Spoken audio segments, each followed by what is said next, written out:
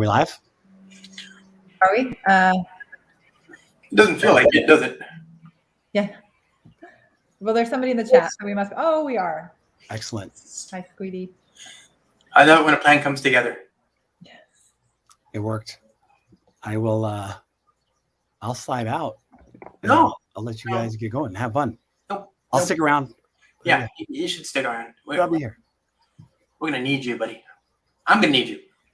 Today is gonna be a really good episode because this is my favorite kind of episode where somebody teaches me something and then I walk away smarter from my experience. Usually it's the other way. Usually I'm making people stupider and I always feel a little bit bad afterwards. But this time I expect to learn something. I'm excited about this. How you doing, Cora? Hi, how are you? I was just going to tell Deshaun he's welcome to stick around if he wants to. I wanted him to stick around. That's what I'm saying. I just said no. He can't leave. Deshaun, feel free to come in and out as you choose. You are you have full control. You are very welcome. You could be like Newman from Seinfeld. You know, the peanut gallery. Yeah, just pop in like Newman. How are you doing, Josh? Oh, I'm so happy. It's a sunny day outside. I can't believe we're. I'm great. It's nice and warm. What about yourself? I'm good. I'm great. It's only Wednesday, but I feel like it feels like Thursday. I feel like it's almost Friday. Like one more step, and I'll feel like it's Friday. I'm kind of. I had a day yesterday. Yesterday was a gauntlet, so I'm frazzled. My brain is, I just want to chill out. Today's a good day though. Today, this will help. I think this conversation that you and I are about to have. I've been waiting for this. This will be better than coffee. Well, that's a high bar. No, I'm so excited because I know you've got a lot of good stuff. I'm excited, and I feel like there's a lot of excitement around Cartographer. Actually, Deshaun and I were actually just doing a talk with some folks out. I don't know if they were all on the West Coast. I think it was promoted in the West Coast, but we were talking about build packs and stuff and just CICD on Kubernetes. But at the very end, when they were from all over, when we were offering more sessions, somebody piped up and said, "Can you do one on? Will you be talking about Cartographer? Can you talk about Cartographer?" So I'm really glad because it's a really new project. So it's really exciting to know that it's getting buzz. People are talking about it. It's a great project. And the reason, so I think that for people who know, it's obvious why people should care. Mm-hmm. But for so many people like me, before I got to talk to you, it wasn't clear. I didn't know why I should care. So I think having sessions like this one, so good, so valuable. Mm-hmm.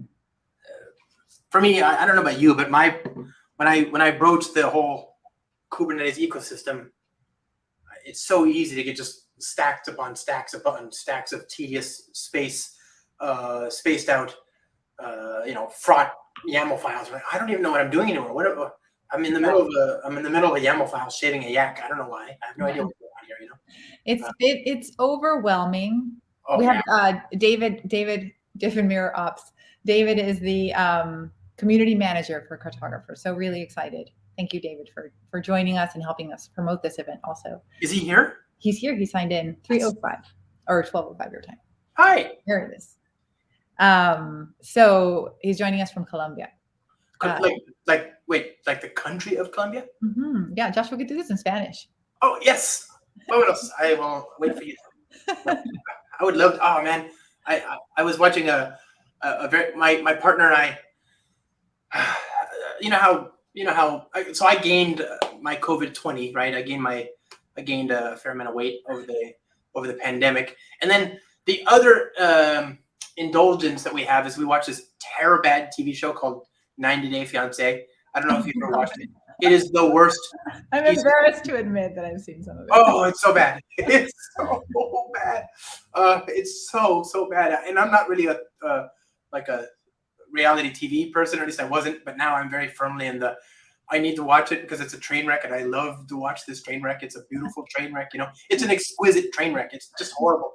And this, what we found one of the common things is that Tammy and I and my kid, our common lament is, okay, but what happens if we exported Americans to other countries? The premise of the show is people have found somebody in the United States and they want to get married, and so they apply for this 90-day visa to get married, right?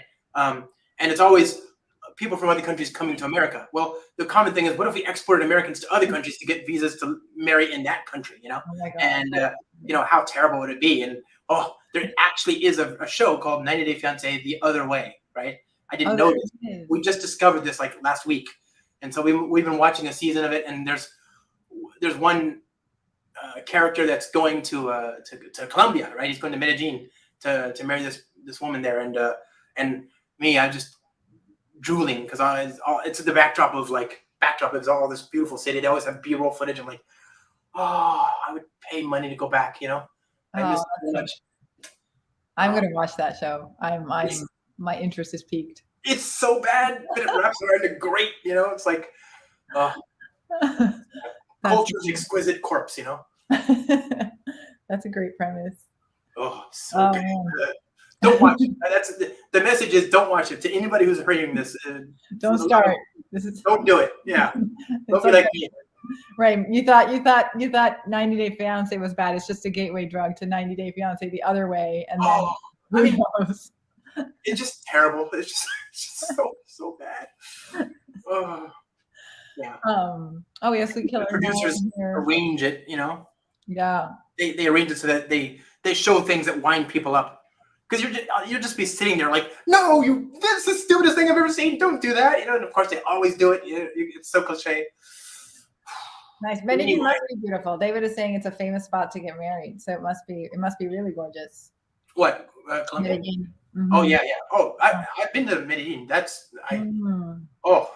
I would live there. That's beautiful, beautiful, beautiful. I know that like all places have ups and downs. They all have good and bad, but Medellin, at least, you know, especially considering, you know, here in America, obviously the popular press from the 80s painted a very different picture of Medellin than you would be reasonably entitled to assume is the case today, right? It's so to have gone there and been there and just enjoy the food and the coffee and the beautiful weather and the climate and the city is gorgeous and culture and just everything about it was amazing, just amazing. Amazing. Okay, it just went up like 10 notches on my places to go list. Oh yeah, it's up there. By the way, that's the other thing is the altitude. Medellin is not particularly high, but you can get to some very high altitude places in Colombia. So that was interesting. Very cool. Literally up there. So that's what we're going to talk about, right? We're done, right? Like, we're talking about Colombia and exactly. Our little journey is over. Okay, yeah. So what our plan was to take an application. Yeah. Because you're the king of making applications, and get one to Kubernetes. Yes. By way of Cartographer. And this is a bit sort of seeing how we'll figure it out as we go, I guess. Is the right way. Yeah. So what do I need? That's right. Oh, Squeedy. Yeah, very, very appropriate actually to be talking about Cartographer and maps and vacations. Exactly. There is a segue there. Yeah.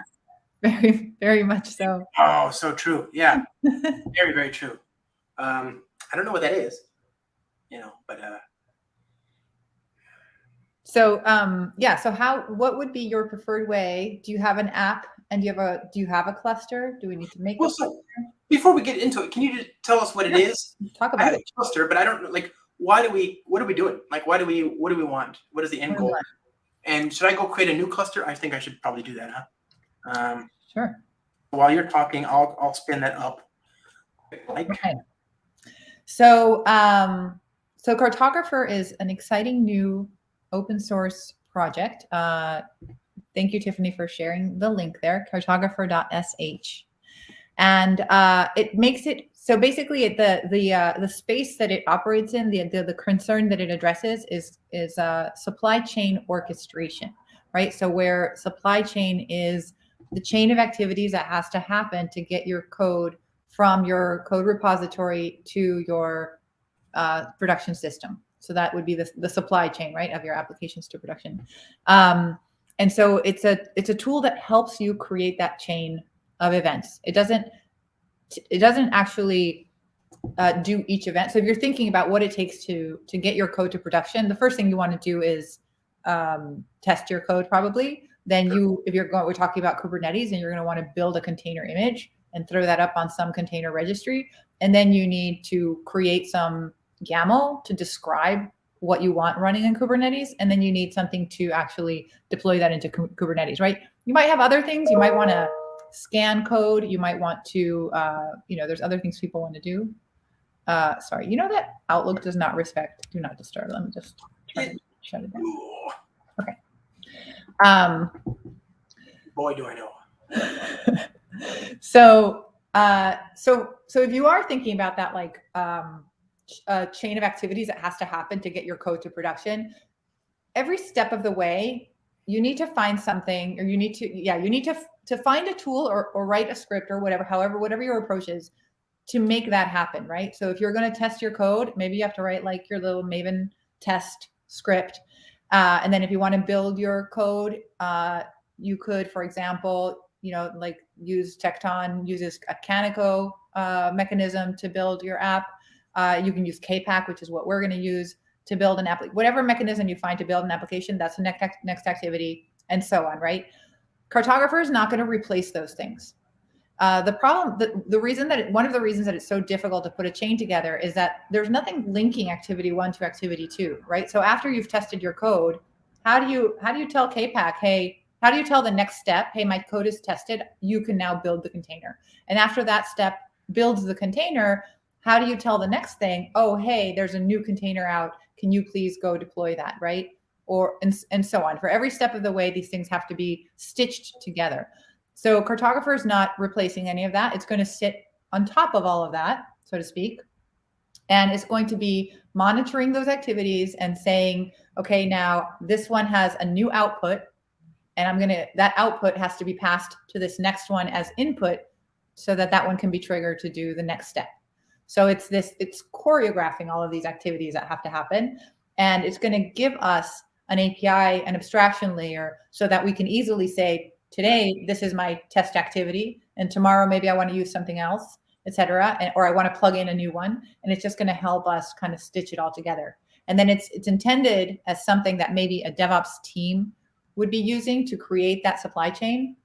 And then that supply chain can be used by many developers, and the developer's responsibility is now reduced to simply supplying, this is my precise URL to my Git repo, this is the exact name that I want to give my application, only the real minimum that defines my application, and the rest of it. So you now have a very clear separation of concerns between what a developer is really responsible for and what the DevOps team can do in building out the supply chain. And it's just clean and easy to use, and all Kubernetes native. Yes. So, me in the front. So it sounds like this solves two problems. One is, I want as an operations-minded person, I care about how we go from code to customer, right?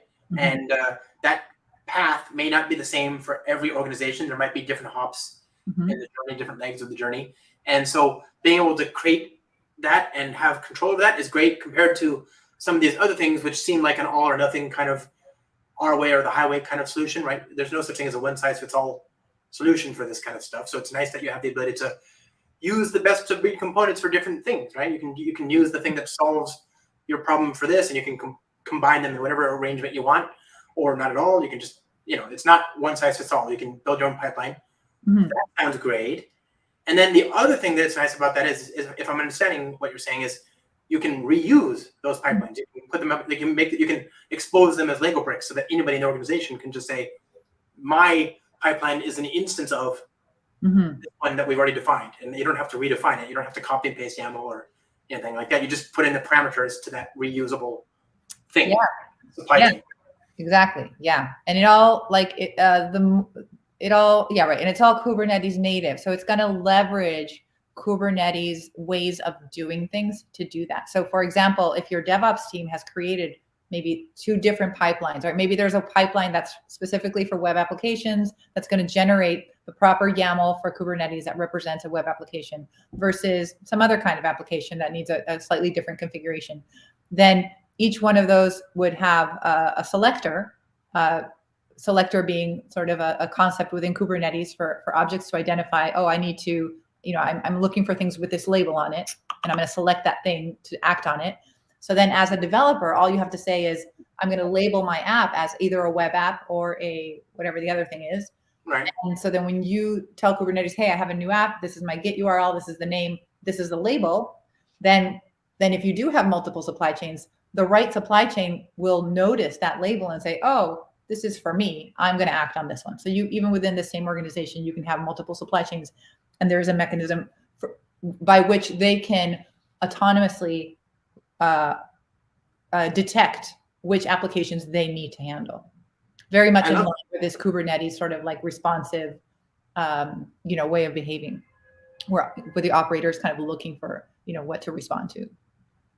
I like that. And so there's an easy, it's decomposed. There's not like you're working in tags, you're working in, things like that. Yes. Yeah. The other thing I can say about Cartographer is that it has it separates the path to production into two concepts. Right. So there is this idea of a supply chain, and that would be, think about it more as like the CI, the continuous integration part of your pipeline, maybe even continuous deployment. If you're sitting at if you're a developer and you just want to iterate on your code and you want it to be deployed to Kubernetes, every time that you do a commit, then you could just use a supply chain that will detect your source code changes, maybe test your code, build the container, and then you can either deploy it right into your cluster, and that's your loop, that's what you're looping through. Right. Or if what you really want is not to deploy to the cluster that you're working on, because that's kind of like it's you can access it, but nobody else can access it. What you really want is for that application to be deployed to your production cluster and to your disaster recovery cluster, and maybe to a cluster in a different geo region, right? You actually need to deliver that to other clusters. Right. There's the concept of, instead of deploying it to your local cluster, your supply chain can instead just generate that YAML that you would need to deploy it elsewhere, and then you can publish that to a Git repo, and that positions you for GitOps, right? Because here's the supply chain helping you populate your GitOps repository, and then Cartographer has this concept of a delivery, which would be taking that and actually deploying it to the multiple clusters that you actually need the application to be delivered to. So it separates these two concepts, supply chain and delivery. Who implements the delivery? Who satisfies that delivery requirement? I think it would still be on the application operations team to do that. You got Argo or Flex or something like that. But like often we talk about CICD and we kind of like, sometimes people lump them together, but they actually are different, right? The CI part and the delivery part are different, and they require different kinds of tooling also. It's not the same. You don't need the same tool for both. I tend to think of CI as everything before the Docker image and CD as everything after the Docker image. Well, now it's the Docker image plus the YAML, right? Because you can't just throw the Docker image to Kubernetes. You need that declarative description that accompanies that image. And in fact, I would flip it. I would say the deliverable is really the YAML, because the YAML has a reference to the image. Right. It's not real until the YAML says so. Exactly. Right. Okay. You need to get the YAML to Kubernetes, and then Kubernetes will be able to download the image. Exactly. Okay, that makes sense. But I think of what the extent of something like GitHub Actions or Jenkins is. I've published a Docker image somewhere in a YAML file, right? Yes. So for this demo, I have a Git repository, but I don't have anything in it. I haven't done CI or CD. Well, you don't need. We just need an app. Okay. And we need a cluster. Are we going to change the code at all during the life of the application? We shouldn't have to. Okay, so can I build an application real quick here? Yeah. Do you want to share your screen? Yeah, I'll share my screen. I'm going to build a quick little. And you have a cluster, right? Sorry, I've got a cluster. Yep. Okay. It turns out I already had one called Kubernetes Native Java. Awesome. And I've got a Git repository. Where does this application live? Like, where am I supposed to put it? Your app that you want to deploy, it can live anywhere you want. But I mean, it would make our lives easier if it's a public Git repo. Then okay, new. Let's start with the so as I mentioned, there's a supply chain concept and there's a delivery concept. So I would say let's start with the supply chain concept, where maybe we're deploying right into the cluster that we're working in ourselves. And then if we either have time today or do a different session, we'll get to the one where instead of deploying to the local cluster, we'll actually publish YAML and deliver that to a different cluster, or we can in different namespace, we can simulate that. All right. Well, as you know, as you know, I only have, there's like some training or something like that at 1, so I'm happy to skip that, this is way more fun. There's training. I don't know. Nobody tells me anything. I just I already shut off my Outlook. I don't know. Yeah, good. Where meetings I'm supposed to go to? I'm happier. Yeah. Okay, so I've got a Git repository here. I'm just going to create a public Git repository called Cartographer for the win. Does this pipeline need to have produced a Docker image, or what do I need? Like, let's say I write some Java code. Can you teach me what to do? Yes, this is just write your normal Java code. Okay, I won't even bother with the Docker image yet. I'll let you guide me through that. So public, great, README, sure. I want a license. Why not, right? So add file, create new file. So this is just your Java app or whatever, Yes. right? Yeah. Okay. Nothing fancy. Yeah. Just want a little Java app. Yeah, review and submit. Go. What training are we missing? Training. Tiffany is saying, "LOL, you should go to the training." No, I mean, it's being recorded, and if that's the case, then I'll catch it later. We're self-training here. Yeah, I want to learn this. We're training ourselves here. Yeah. So git clone terminal. Okay, so desktop, git clone this thingy. Okay, and now we need Java code, which is the one place where I feel like I can help. So customers, whatever. 17. Do I have like a minute and a half? Wait, Yeah. do I need to build a? Is it so? What? Build whatever you want. Who's going to build the Java code? We're going to use KPAC, which uses cloud native build packs to build the code. And so if I so Maven or Gradle or something that builds. I would say that we want something that builds fast. So if we don't overload it with things, yeah. Okay, no problem. So Active Web H2 R2DBC. Sure, go. And we're probably just going to be deploying the app, not a database with it. Right, that's why I got H2. It's just embedded. Oh, you said H2. Okay, great. Thank you for catching that, because I've often made the mistake of like, oh, let's deploy Postgres and RabbitMQ. Like, oh no, that's not great for my Hello World Kubernetes. Those things. I mean, it can be done, but I would say first pass. Let's do the MVP. Hello World. Right. Okay. So public static void main. This will just be the easiest, simplest thing I can get going in a few seconds here. We won't even spend time indulging my babble about what this all is. All that we need to know is that I'm just putting an application that'll do some very basic Hello World data stuff. So, in fact, I think that our MVP should be build the app and deploy it to Kubernetes. Let's skip the testing for now and just get what's a test. What's a test exactly? That's what I said. I'm trying to go to production. Who needs tests? Who needs? I'm kidding. It'll work. Yeah, sure. Have some confidence. Isn't that? Let me party pooper. Name, values,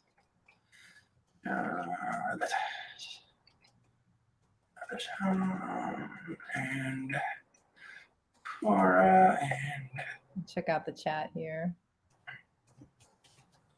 Okay, good stuff. So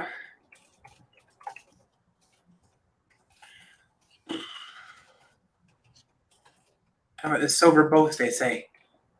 You can't keep up with the likes of JavaScript, they say. It takes so much to understand what's happening, they say. What's going on with people that say that?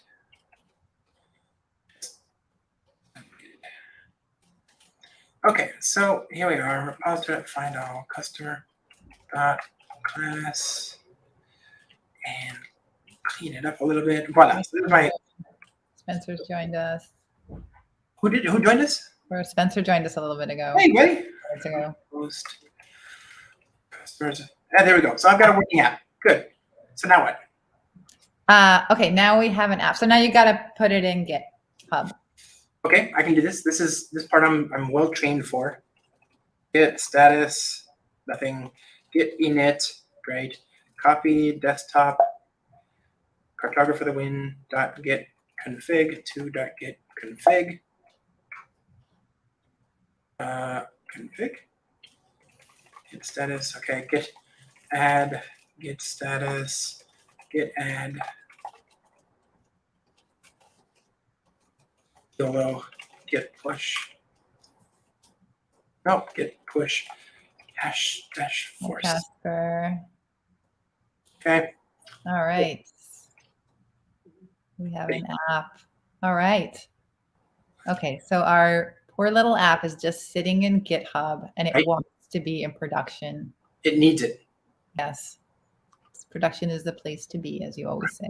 Yeah. Okay. Or Medellin, but we're gonna get production. If you can't go to Medellin, try production. It's nice. Exactly. The weather's amazing. So, all right. Now, where is this cluster we're going to try to get it to? Right here. Okay. And can you access that from your command? Yep. I'm so Control K, git ns, Kubernetes Cartographer. Okay, K, git pods. Nothing, right? There's nothing here. Okay, perfect. Okay. So, okay, so now let's think about what are the things that we're going to have to do to get it to production. In Medellin is the goal. Correct.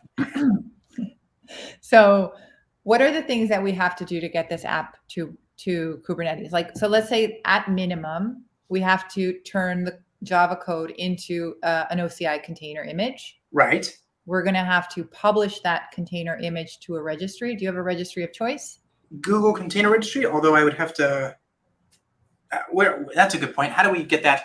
No, I don't actually. If you've got a better way, I'll follow you. I've got a Docker Hub account, but. We could do Docker Hub. We could do GCR. We could do Docker Hub. Docker Hub, yeah, as long as you've got a reusable recipe, because for some reason, I should just be using VMware Harbor, but for whenever I use GCR, it spins out into this like hours-long thing trying to figure out what permission I need to be able to send. For GCR or for Harbor or for? Well, for GCR, Harbor? I think, well, actually, if we're going to do KPAC, is that what we're going to do? Yeah. Since we're running inside the cluster, maybe it should be easier. Normally, I do it from without, I do it within GitHub Action or something, so there's always like. I don't think it matters. We can try Docker Hub, and if we run into problems, we can try GCR. Docker Hub for the win. Actually,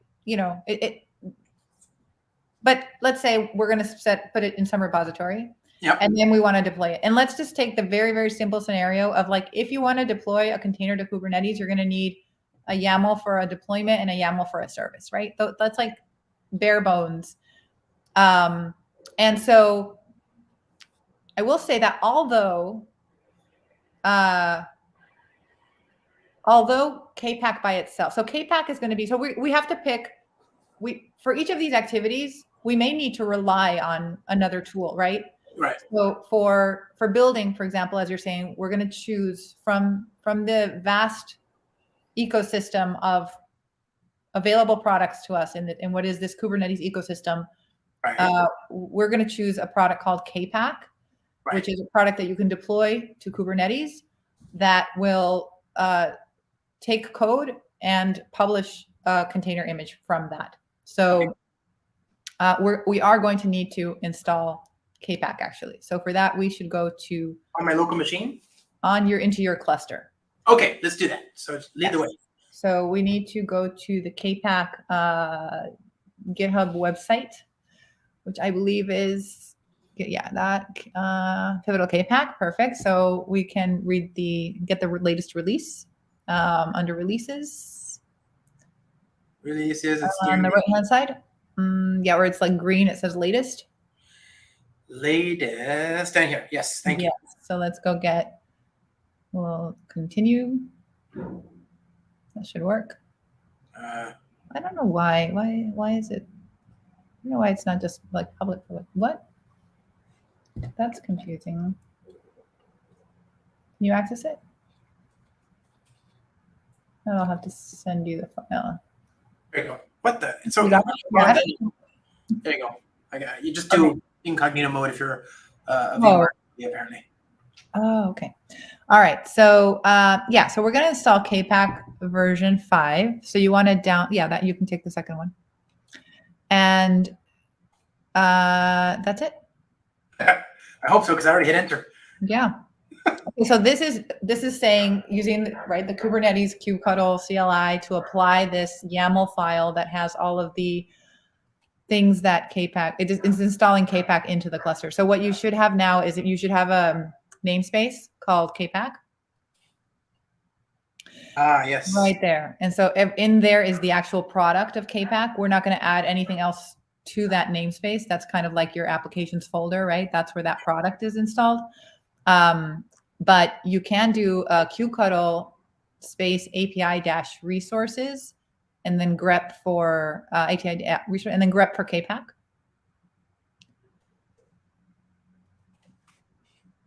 Yep. So here, these are the sort of like the primitives, the custom resource definitions, or the custom APIs, however you want to call these, that KPAC has added to, right? Because Kubernetes is this extensible system, right? Where you can add by way of adding custom resource definitions. So you can see here on the right, the things that it's given us are a cluster stack and a cluster store. You can choose between a cluster builder or a builder, depending on the scope.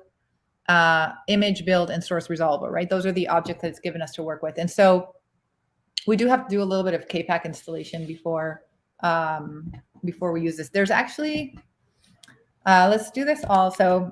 Okay, so because let me get you some things to deploy. Where should I look for this, by the way? Where should you look for your messages? I'm not sure how you're gonna. Oh, let's see. Okay, let me get you. Let me get the right place too. All right. If I get you, let's get remote -v. Okay. So, like I said, we're kind of winging this, so I don't have this 100% planned out, but I'm going to give you this. I wouldn't want it planned out. This is good. Great. Josh, where are you? Here you are. I was gonna say, if you want to do like a Slack or something. Yeah, I'm gonna send you a repo that you can just open there. I'll open it up off screen. Okay, so a little disclaimer. I've been trying to build like my own demo with Cartographer. So this repo is gonna have like the files that I was kind of using. Yeah. So you can put it on screen, that's fine.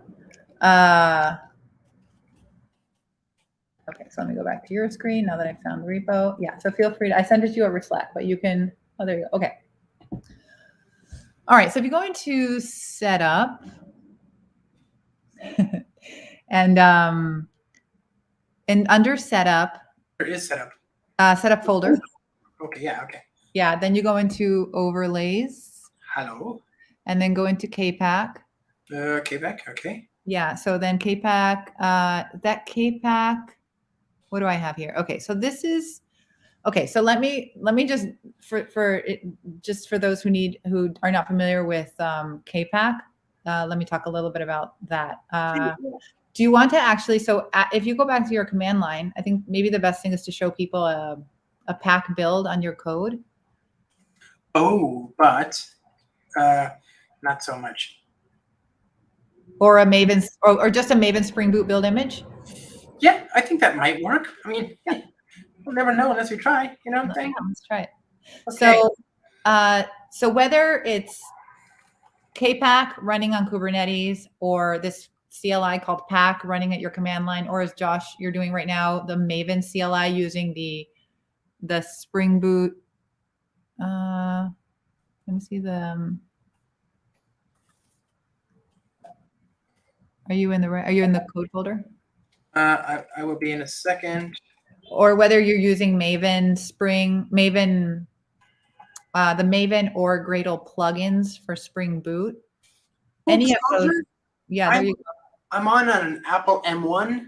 Oh. And build packs hate M1. They hate it with a passion, like a fiery passion. So this, let's hope it works every other week. But I usually just SSH into my Intel machine for this kind of stuff, and fingers crossed. Looks like it might go somewhere. Who knows? You know. So far, so good.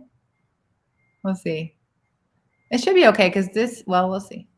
Okay, so could you expand that so we can see more of the output? Okay, perfect. Yeah, so if you kind of scroll, if you kind of scroll up a little bit, you'll see, so Spring Boot, first of all, Spring Boot ran Maven, it downloaded all the dependencies, it compiled the code. Yeah. And then it is going to start this series of steps to produce an image. And it's going to do it using this technology called Cloud Native Build Packs. And specifically, it's using an implementation called Paketo Build Packs to do it. So you can see at this point in your log file, something called detecting shows up in there. And this detecting stage, yeah, exactly. So Spring, it's Spring. The Spring Maven plugin is using the Cloud Native Build Packs project specifically with the Paketo implementation. And so, yeah, so basically it's going to figure out that this is a Java application, and it's going to say, okay, let's start an image running on your local Docker daemon and start building this application into layers, the layers that we're gonna need to put into to this image that we're gonna export. That is going to be the one that you deploy to production. So it's basically taking your code and spitting out a container image that you can deploy. So now you could do a Docker images, for example. Right. I just ran it. Oh, you just ran it locally. Yeah. Just to see if it works. Mm-hmm. It's going super slow because it's emulating everything over Rosetta here. So like it worked, but you know. Yeah. So way longer than it would normally. It takes less than a second to run these apps on native on a M1, for example. Yeah. So basically we just took your code, built an image, and ran it locally on your machine, right? Using Docker, using Cloud Native Build Packs and your local Docker daemon as the running thing. So now we want to do that same thing on Kubernetes. So instead of Maven Spring Boot build image, KPAC is going to do that job for us. It's still going to use the same Paketo Build Packs. It's still going to use the same Cloud Native Build Packs project to generate an image, but it's going to do it inside of the cluster. So so that conceptually, that's what we want to do, right? So so if you do like Docker images, right? There's the customer's image that we just created. Yep. 42 years ago. Yeah. In fact, if you do a Docker, if you grep for Paketo. Docker images grep Paketo? Yeah. Yep. Then you'll see that the way that it did that, the way that the Cloud Native Build Packs just created that customer's image for you is that it started on that builder image. That builder image contains all of the build packs that you need, all of those Java build packs. And it created it compiled your code, it added the JRE, all that stuff that you need.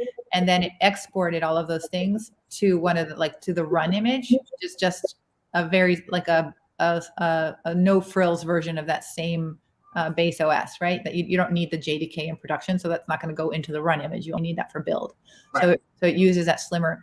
So so that run image is the base stack, the stack OS, and that builder is that same stack, but it has build packs inside of it. Now, we have to accomplish the same thing in KPAC. So in KPAC, we have to create a builder essentially, and the builder is composed of two things. It's the OS and the set of build packs. So we have to create those three things as operators. We'd have to create those three things so that a developer can simply do like the equivalent of a KPAC build or, so let's go to, so that's the YAML that you see in front of you. So that stack, you would want to apply. So we have a stack. So it has the run image and the build image, right? Because your build image is, like I said, that's where the JDK would be, but then you're going to move the compiled code into the run image. So we have a base image and a build and a run image. And then we have the cluster store. We only need, you could take out the Go one or whatever. We just need the Java build pack in here, but you could put more build packs in there if you wanted to. You can build your own, by the way, people. That's the other thing, is if you don't see something that we support, if you're in GraalVM, you could use this one, Java native image. Yep, exactly. Yeah. And so once we have our stack and our store, we can create a builder out of that. So if you scroll down, so the only thing I would say here, so it's using the default service account. That's interesting. Oh, no, sorry. It's using a service account called service account, and it's in the default namespace. Okay. The namespace, you can delete it actually, because this is a cluster builder, so the namespace is irrelevant. Okay. And just the difference between a cluster builder and a builder is that the cluster builder obviously would be accessible to apps building in any namespace versus maybe you want one just for yourself in your own little namespace. So again, we can take out Go from the group. The order is just the group. You know, if you have, when it takes an app, does it figure it out if it's Go first or Java first? So okay, then in that data values registry tag prefix, you could actually just hard code in there, since we're doing MVP, your registry address. Where is that? Like, let's say if you're using Docker Hub, that would be whatever your org name is in Docker Hub, JLong or whatever it is. Where? This right here? Yeah. Okay. I think that's and then slash, and then the name we want to give this builder. So call it, I don't know, Cartographer builder or whatever you want. Yeah, maybe call it builder, so we know that it's the builder. Okay, so I think that we're good. Now that service account has to have access to, okay, so here's where we have to do the whole like set up a secret thing. So I think that I probably have enough information for us in the folder on the left. Okay, there's an access control folder above overlays. Yep, okay. Gotcha. Okay, so one of these, let's try the secrets one. Secrets. And then you have the registry credentials. So so again, we can kind of code stuff in here. So we want to create a Kubernetes secret. So it's basically lines 13 through 21. If you want to copy those elsewhere. I just want to copy them. Okay, maybe I can put them down here. Yeah, put them in a different file, I guess. You can put them in the, oh, that's your that's your KPAC file. Yeah. So,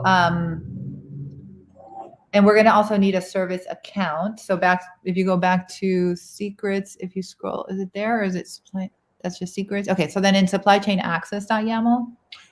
So do I want the Git credentials or just the registry? Not for now. No, that if we're going to do the delivery side where we're going to publish to Git, then we would need that. Okay. But right now we just need this service account. So let's copy this over as well. Okay. And let's see what else so namespace, we can take that out. We're just going to all be doing in the default namespace, or you can put I think, yeah, just take it out. It'll just happen where we're working. Also, you can take the namespace out of the secret. Namespace out of the secret. Oh yeah. Okay, up here. Yeah.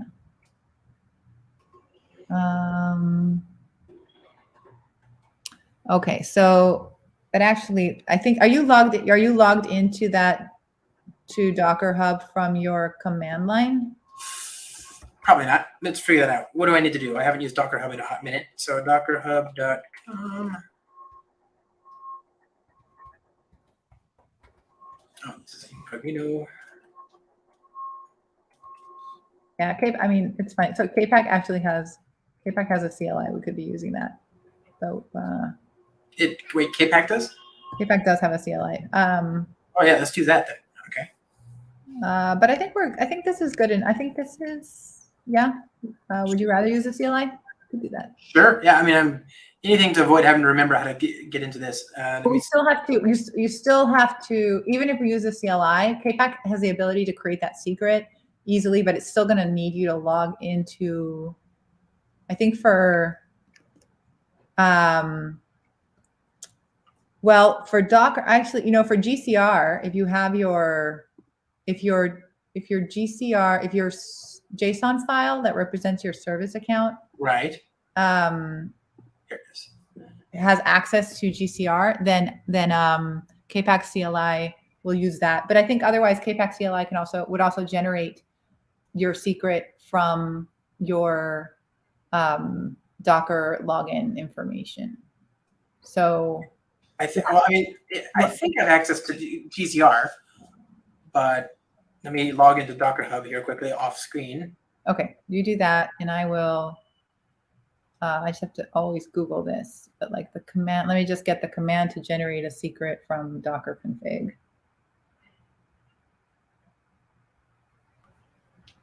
Docker config secrets.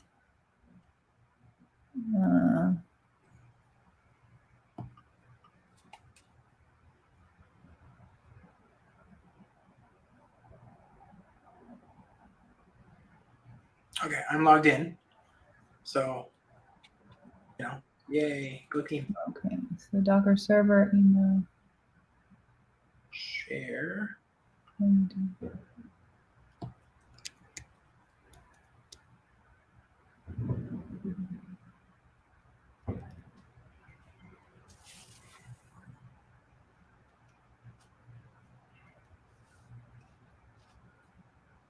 This stuff is interesting to me. Because it would stop. I'm not kidding. Every single time I do this, there's this like, because I don't do it often enough that I have to like internalize it. So I'm always, it's just like half an hour, just trying to remember what do I need to do to publish container images to GCR from within a GitHub Actions pipeline. And I know the solution is just to set up KPAC, because that runs in the cluster, so therefore you don't need permission to talk to yourself because you're already in the cluster. And I just, I'm so lazy. And yeah, I also feel like I'm always refiguring this out. So Docker, let's see, kubectl create secret, name Docker username. Which is the one you don't already? This is.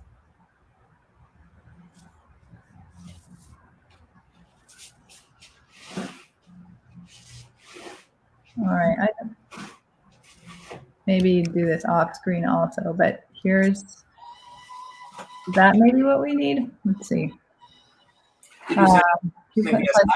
Yes, via Slack. Kubectl create secret Docker and Docker registry. So you definitely want the name of the secret to be the same name.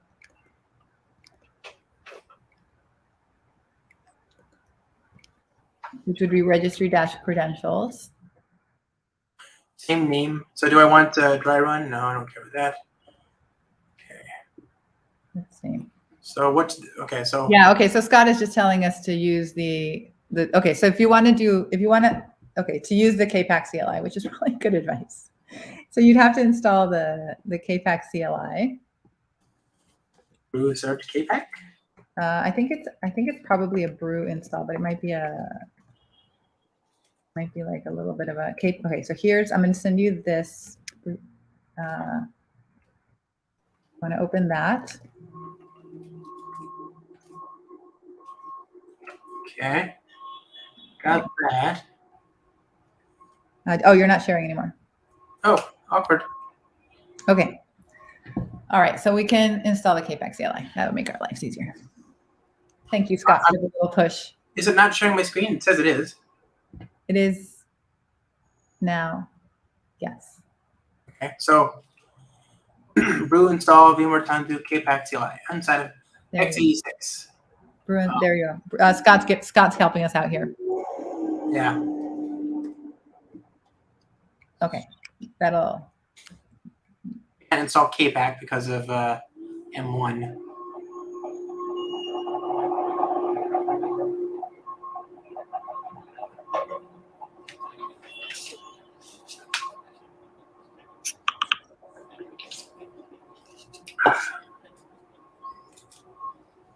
You can't install KPAC because of M1? Yeah, it's x86 only. Oh, no. Okay. Let me see. Was there a way to, let me see, terminal. Wait, actually. Can you install the Carvel tooling?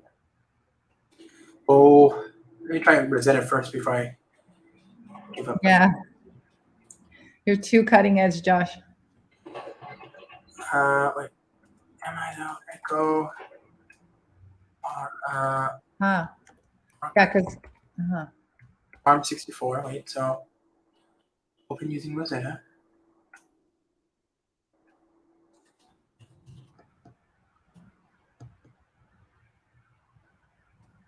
Okay, there we go. So now run that thing again.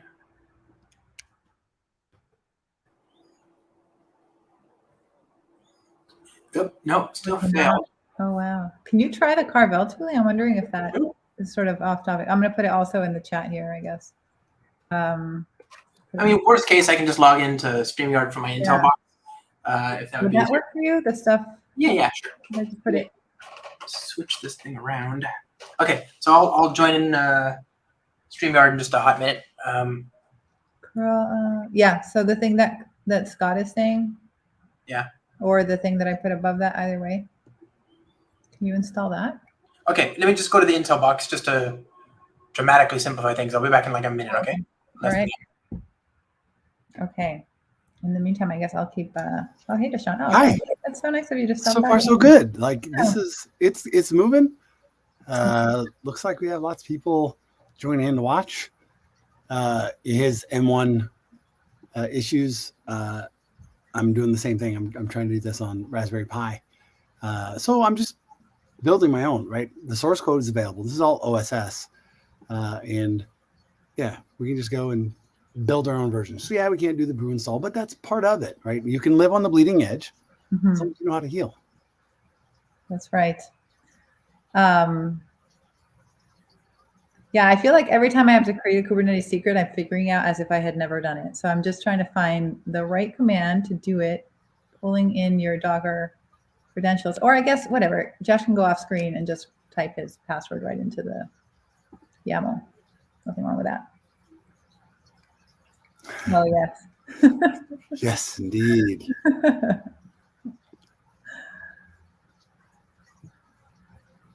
Yeah, that's the risk when you, I mean, it sounds really cool to have an M1 machine.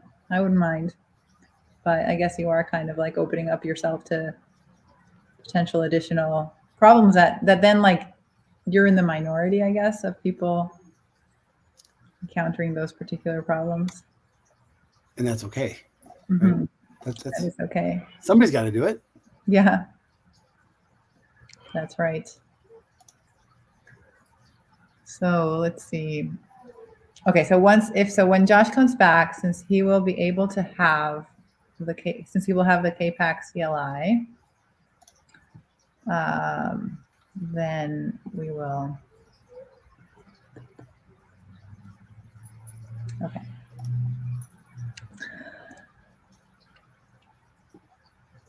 How are folks doing in the chat? I think we're doing okay. How's our mic? Is the mic okay? Volumes are good. Hi, Alexander. How do we have users of KPAC already in the chat? People Raise your hand if you're using KPAC. Yeah.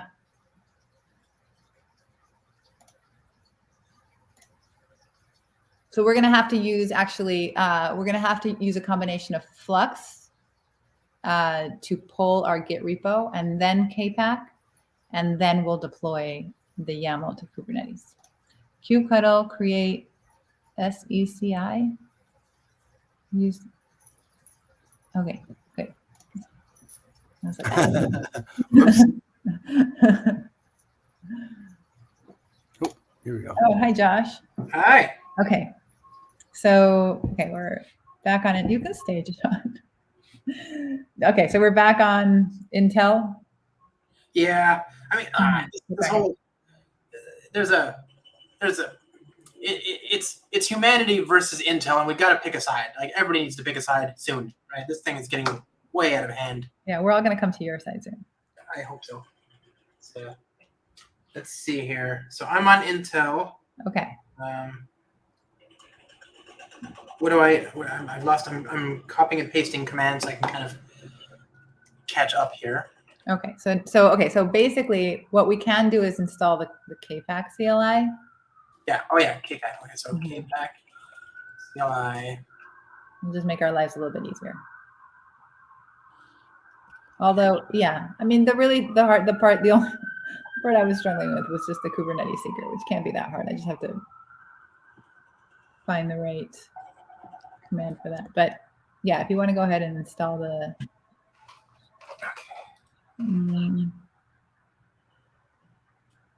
Brew install KPAC CLI. Wait, let me share my screen. Mm-hmm.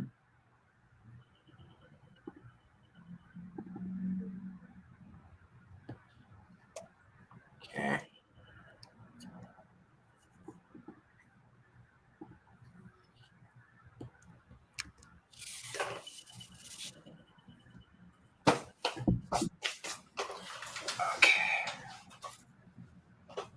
Yeah, well, Java Grunt, that is like the leading. Like that's You're in a smaller minority there. What do you mean? What? He's using Raspberry Pi. Oh yeah. Well, that's at least. That's ARM. Yeah, that's even smaller. Yeah, that's true. yeah. But exciting. And then you can teach us how to do it. Oh yeah. So this is forcing me to install macOS. No. Do you want to share? Or not yet? I have to install the. Am I not sharing? It looks like I'm sharing. Oh, there you go. Yeah, as far as I'm concerned. Yeah, now you're sharing. Yeah. Sorry, it was because StreamYard. You, I guess you have to share, and then we have to share it in StreamYard. Oh, okay. Right. Yeah. So Double share. Double share. So I'm installing KPAC. I'm doing a command line tools. For Okay. All right. Well, okay. So while this is happening, oh, thank you, Scott. There you go. Scott's saving us. That's the command. So if you did a Docker login on the computer with your credentials for Docker Hub, let's say, for Docker Hub, then you could create this secret, which is already properly named as registry credentials. Thanks for having her back there, Scott. Yeah. But you're sharing this. So this you don't want to share. So let's unshare Josh for a sec. Okay, Josh. Okay, you're good now, Josh. Go ahead and do your Docker login.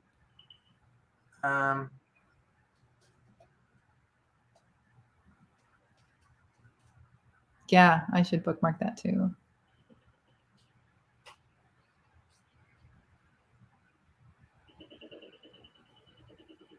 It's also surprisingly hard to find in the documentation. That I feel like if you Google in the Kubernetes docs, I don't know why, or maybe I just glossed over it, but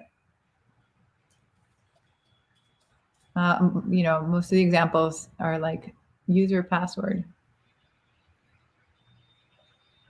So let us know when you've done the Docker login. Okay. Oh, Scott has all the Scott. You know, if you, I'm gonna become, you're gonna become my go-to when I want to know things. Okay. So. Oh, awesome! Thanks, Scott. I think I'm good, but I'll leave it to you to tell me if that works. All right. So yeah. So all you have to do is So as long as you did your Docker login first, and then you ran that command that Scott sent us. What command?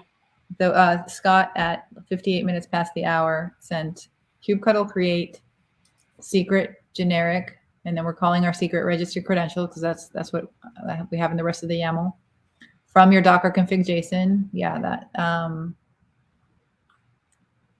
Can we share your screen again? Yeah, right. It is sharing. Yeah. Okay. How do I? Oops. Okay.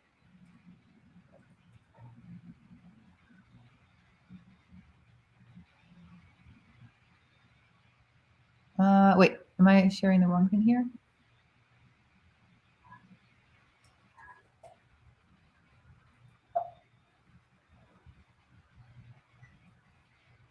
Okay.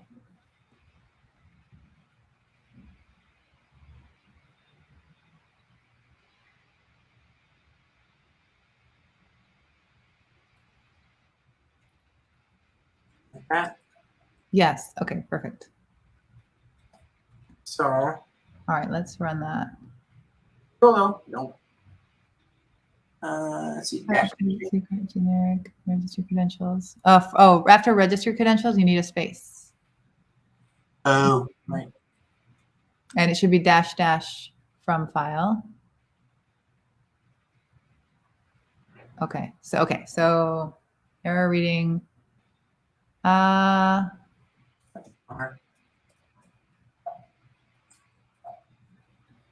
Did you do that local Docker login? Yeah, if I do Docker login.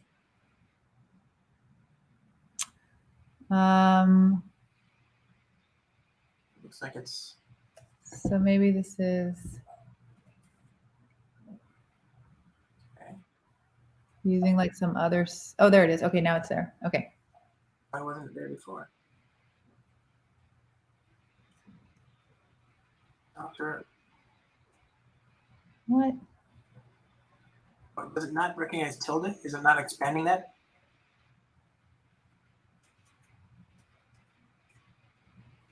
Oh, that's so dumb. Oh, weird. Okay. All right. Okay. Okay. So now we have a secret in Kubernetes called registry credentials that has access to Docker Hub, which is great. So now we can go back to the YAML that we had before. Right. We did have a YAML, didn't we? Awesome. Thanks to Sean. I'm I'm still not sure what training this is. sure it's gonna be great. I'm so excited about it. I just can't wait. Please make sure they record it. Yeah, they're gonna record it. Okay. Or at least that's what I tell myself to make it easier to not go. So let me see here. I am gonna get out this other laptop, get that text file that I have over here, and to the magic of Apple You should also just okay. Oh, look at that. Okay. All right. So now okay, so maybe we can go in order here. So well, it doesn't matter. But so we have a secret called registry credentials, which you can see we're using on line 58, for example, right? Line 58 says registry credentials. And so we're creating a service account called service account with those credentials. So now this service account can access that. And then we're using that service account inside of our builder on line 30. Line 30. Mm-hmm. So basically we're telling KPAC, hey, please go create a builder, and I'm giving you access to Docker Hub so you can publish the image. And that builder should be using this particular stack and store with my Java build pack. And so now you can delete the registry, delete lines 43 through 52. Or yeah, that. Okay, so let's go ahead and apply that YAML. And so basically this is, probably like your DevOps,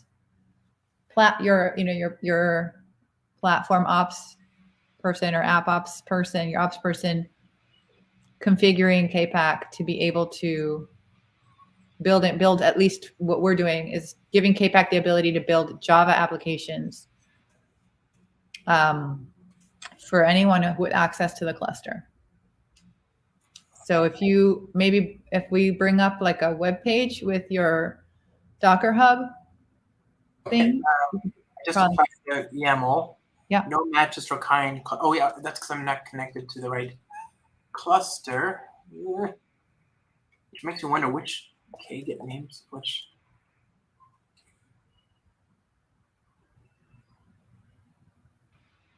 Did that work?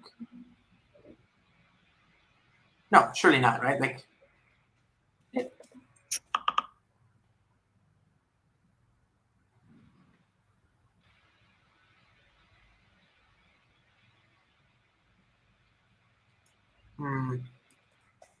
What else did I just define in that? You just had the kubectl context. Right, so actually I can just delete it, right? I can do k delete -f. KPAC goodness. Yes. Because I don't want that applied to this current cluster. Correct. Yeah. Okay. Good. So now going back. Yeah. Context. I'm going to go to. You created the secret in the wrong cluster. I created everything in the wrong cluster. So yeah. So you probably want to do k delete secret registry credentials. Yeah. Which it did. So now I need two clusters.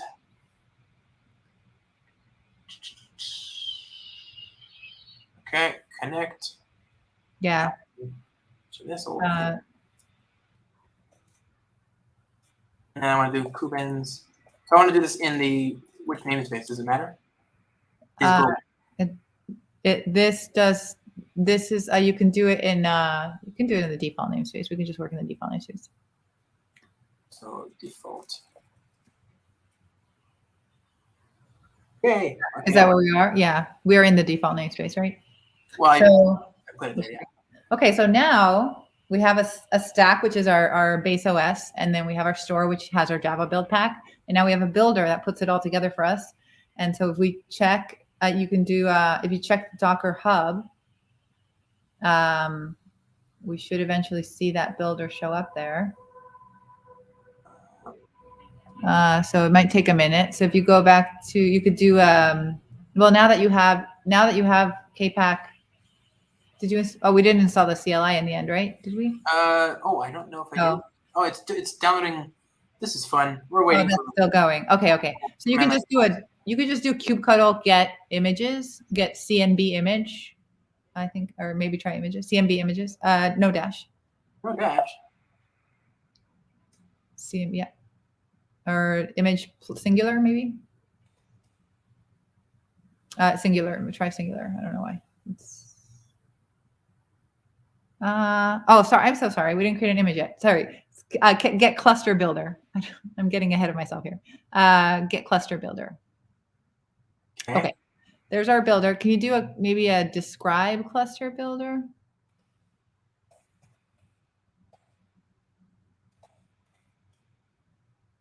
Ooh. So, okay, at least there's not complaining about anything. I might just need a little time.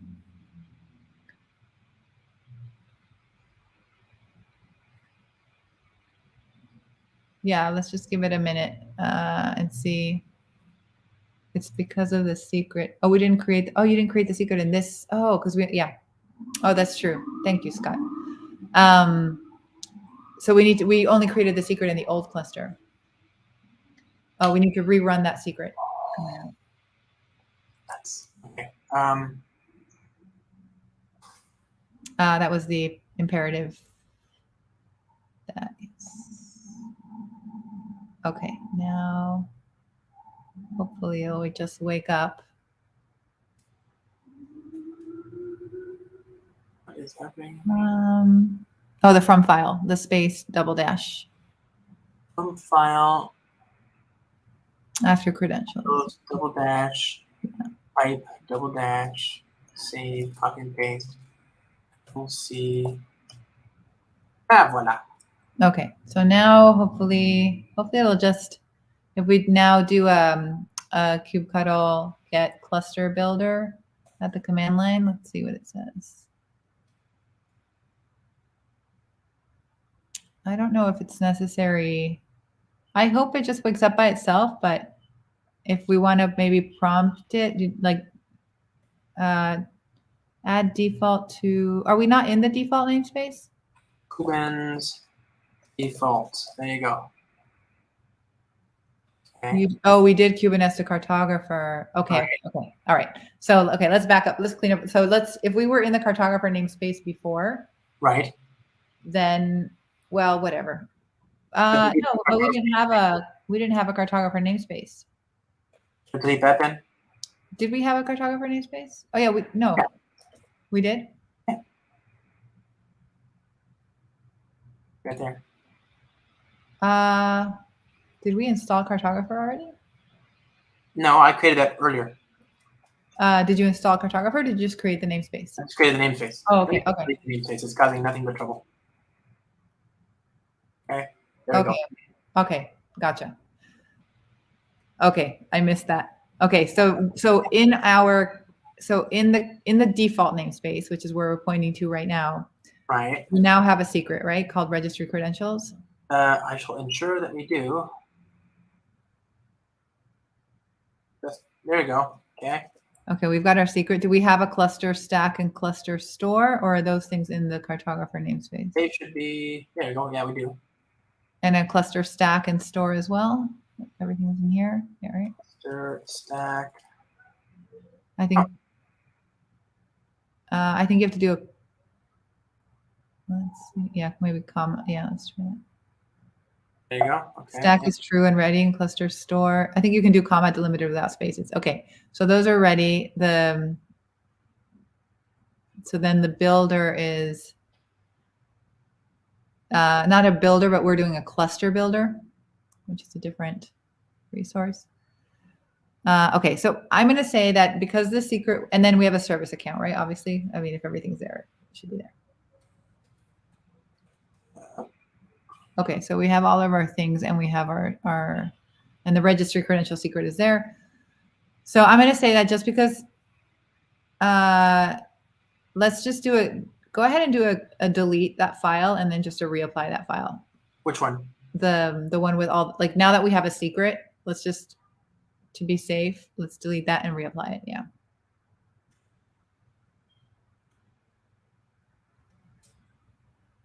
Okay. Okay, so now hopefully since we're applying it and now the secret was already there,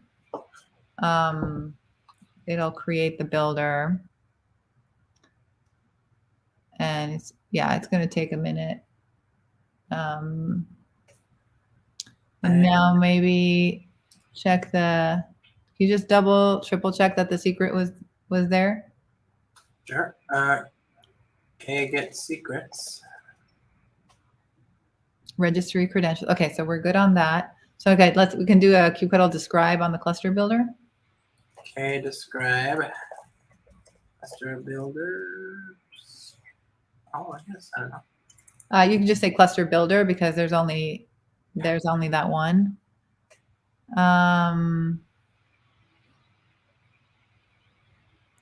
So I guess we just give it a minute. Let's just see. We'll just see if on Docker Hub there's anything yet. I feel like I'm missing something obvious. My account. Do I need to create the repository before I can upload to it? On Docker Hub? I don't know. I don't think so. Kubectl logs on the KPAC controller. Okay, we can try that. If you go to it's in the namespace. Oh, no need. Was it there? Did it show up, Scott? Maybe Scott saw something in the Docker. Not quite. No need. What did you mean by no need, Scott? Okay, so if we take Scott's advice here, we go to the KPAC namespace. Okay. Kube and KPAC. And then, oh, no need to create a, okay. And then see what pods are there. Okay, get pods. And then do a logs on the KPAC controller.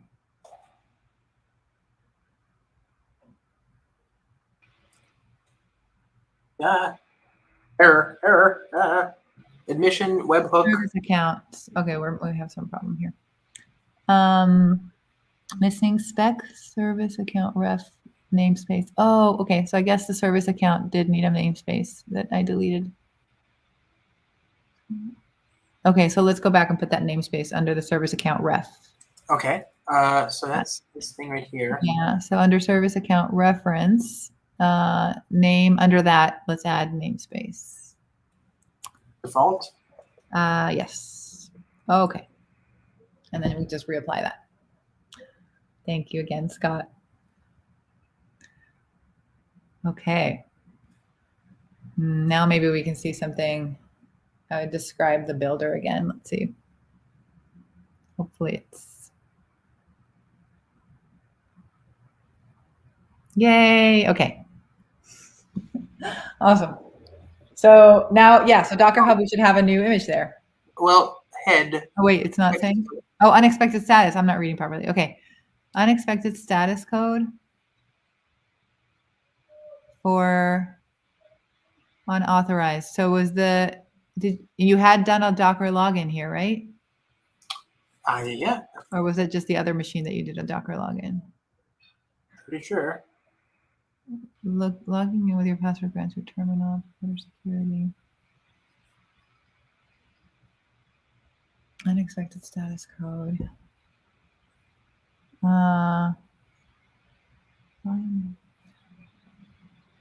How's your KP install going? Oh, that 90%, up from 70% just a minute ago. So I'm not even doing KP install. I'm doing command line tools, which is a prerequisite to do KPAC install, CLI. Yeah, That's fine. This is it's good stuff. What was so? Let me see that authorization error again. Sure. Let's see here.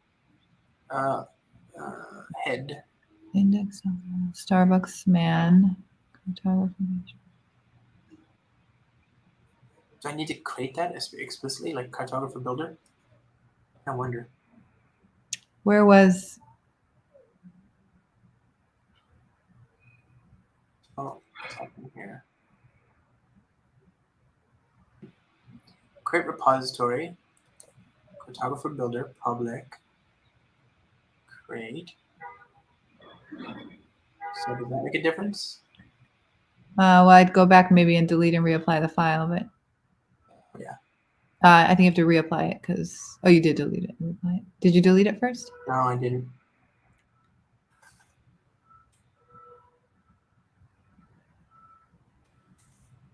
But I don't think I've had to do that.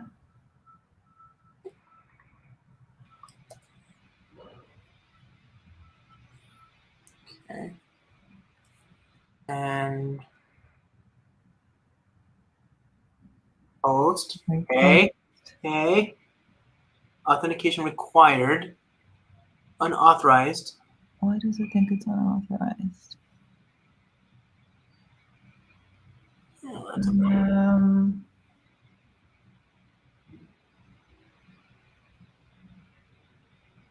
There's gotta be a way. Oh, you think that that command works better on Windows than? All right, let's see. Let me go back to that link that you'd said.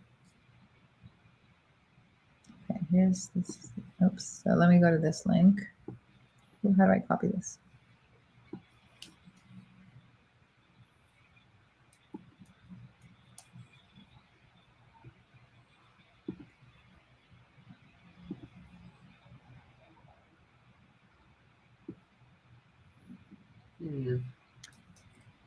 Configure pod container, pull image parameters. All right. Post.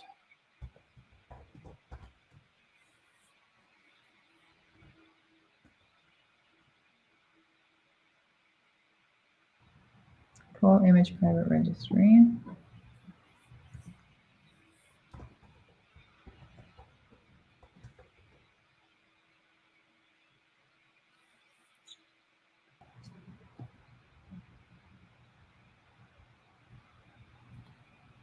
Authentication required.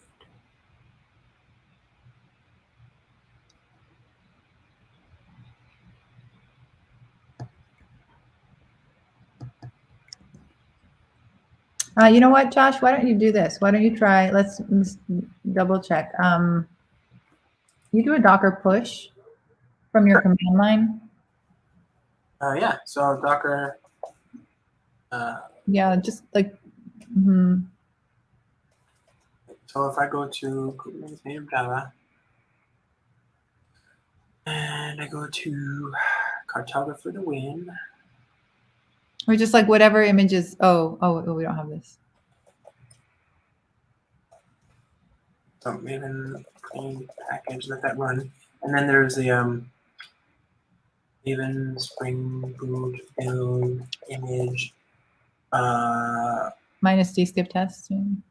Yeah, but also repository thing, whatever.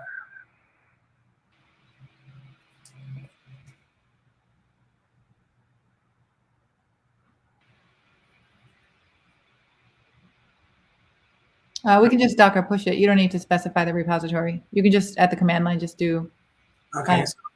Yeah, just do the Maven Spring Boot build image. I mean, I would maybe skip tests. Yeah. And that's good enough. And then What is happening? Are you there? Yeah. Like my Mac just, can you see my screen still? Yeah. You can see it says this update will take several minutes to complete and the screen will turn off for a minute. Yes. How can you see that? I don't know. Yo, I'm working here, little laptop. Well. So Windowsy. It's bizarre. I'm actually. Right. It just interrupted me. It's like, no, I'm doing this now. What is going on? This is I have a mouse. You can hear me. I can hear you. We're getting some. We have some. Oh, there. Wait, I saw something. Oh, now we lost Josh. It never happens on Windows. I think. I don't know. They'll control delete. You know, that's an old. I remember that from my Windows days. So we'll wait for Josh to come back. Are there any? I know. So I apologize. It's taking a little bit long. We're stuck on this one thing, but I'm sure it'll pick up. Are there any questions from folks in the chat? Has anybody used Cartographer already? If we had TCE, yeah. Yeah. Yeah, it's always easy to, it's not us. Of course it's not us. Yeah, it's always the little things that trip you up, right? Like you have this goal, you want to get somewhere, and then you realize like the devil's in the little details to get there. I think you know, once I have something set up, then I take for granted all the little things that it took to get there. But sometimes it's good to remember that all those steps are there and not to take it for granted. So hopefully Josh will come back. So yeah, any Cartographer users? I also had some issues in the past running the example. Last time I tried just following this got me up and running. Yeah, we could run the, yeah, that's a good point, David. We could run that. That will actually start a kind cluster locally. And yeah, at least it told us it was going to shut down. Yeah. Great options for having the cluster set up. Yeah, that Tanzu to Go workshop. Let me actually share the whole URL for that because the team that did that did an amazing job. So this is Tanzu to Go is a repo that basically will help you get set up with a local cluster running on Docker on your machine using Tanzu Community Edition, and that it will install into that KPAC and Knative, and it'll walk you through like a sample deployment. So it's a really great project for those of you who are interested. Oh, there you are. Scott, you're ahead of me. Yeah, and so, yeah. So David, I wonder if that repo, which we can use as soon as Josh gets back, I know that there was a sample, like they have a script that I think was using,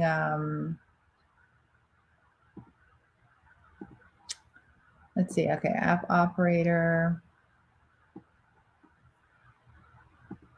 So why don't I do this while Josh is away? I'll share my screen. Share.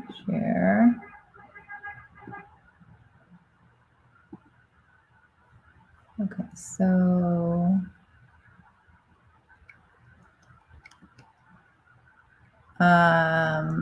all right, so the repo that David you're talking about is this Cartographer repo, and it's got an examples folder, and inside of that examples folder, there's a folder called basic SC, basic supply chain. So as we were saying before, right, there's this concept of a supply chain that just deploys something locally, and then if you actually want to deploy that to other clusters, then there's this idea of a delivery. So there's an example of a delivery as well. This is the Cartographer repo, the actual Cartographer repo on GitHub, like the source code and everything, the main Cartographer repository, which is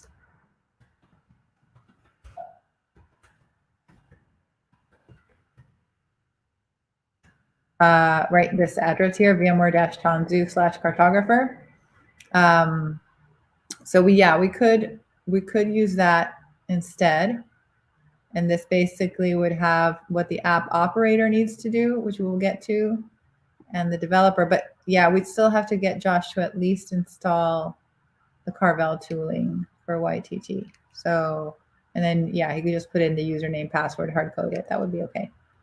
So that is an option. But if we're doing that, we could also just hard code the username, password, and move forward. I think that's a good probably middle ground. We'll find here. What is the supply chain? How is it creating that secret? Values. So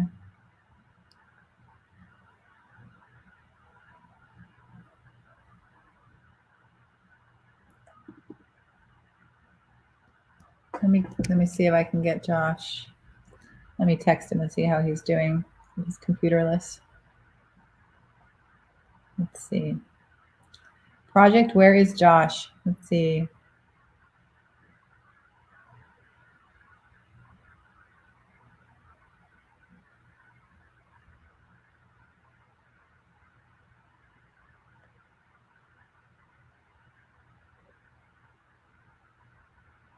Let's see where Josh is.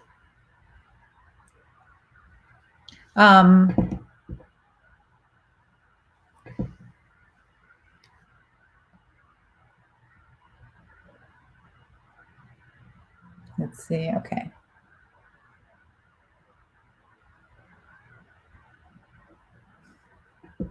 Okay, so let's see if Josh can come back in.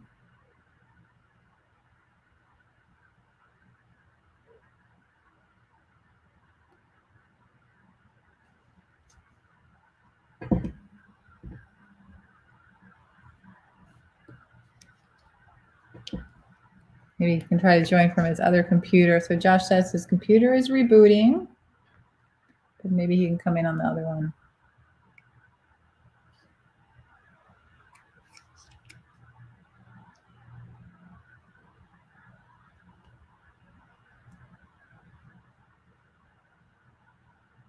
So let's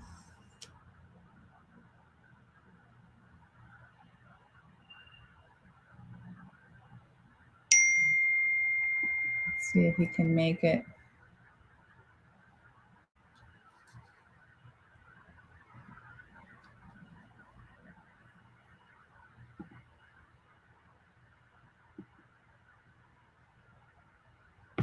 All right, well, in the meantime, let me at least lay out what the idea was. So we wanted to, we would have to do FlexCD. We need to have a way to pull our Git repository and check for new Git commits. And so for that, we would actually use a project called Flux.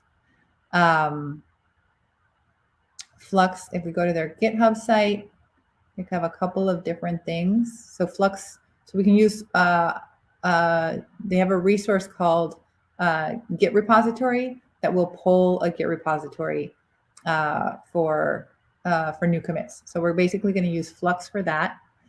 Then Flux would communicate that information to KPAC, and KPAC would build the image. And then after that, we would simply do a direct deployment, have Cartographer apply some YAML to Kubernetes. That would be a deployment and a service. So it's really not a lot of tools that we have to tie together, and KPAC is the only one that needs access to something outside of the cluster. So once we pass this secret situation, we should be in pretty good shape. For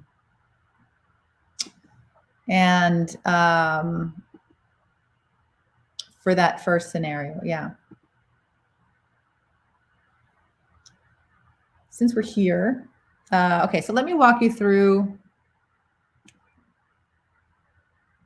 what this would look like. All right, so we'll get Josh back in a second, but in the meantime, what would this look like? What are we aiming for? What's the goal? So, yeah, if we look at the basic example here in this, so if I'm an application operator, let me figure out how this has been organized. Shared, okay. This is how this repo is organized. Okay, so again, this is the official Cartographer repository on GitHub for the Cartographer project. In their examples folder, they have these different examples. So if we focus on this basic supply chain example, an application operator would want to create a supply chain that describes more or less what I just described, right? How do you get code from GitHub? How do you build it? And how do you deploy something to Kubernetes, more or less, right? So here is, as an application operator, I would create something called a supply chain using a new resource. So basically what Cartographer does is it gives us a set of primitives of cluster of custom resource definitions that we can use to lay on top of our activity. So we know we have a Flux activity that's going to happen. We know we have a KPAC activity that's going to happen, right? So we're going to get code, build it, and then we're going to have a third. We need a third activity to actually take a deployment and service YAML and apply those to Kubernetes. So we need those three things to happen in order. And we need to make sure that for that build, when we want KPAC to build code, we need to give it some information, right? We need to give it the git commit of the code we want it to build. So we need something there to like sit between those and say, oh, hey, Flux, thanks for realizing that there's a new git commit out there. Let me take that new git commit that you found and let me give it to KPAC. That's the role that Cartographer is playing. So Cartographer gives us a few resources, a few APIs in order to define that chain of events. So first of all, let me start actually with these shared files down here. So this is probably this one, I'm guessing. Okay. So as we said, oh, this is, oh, okay. So Josh is back in the stream. Josh. Hey, Josh. Hi. Okay.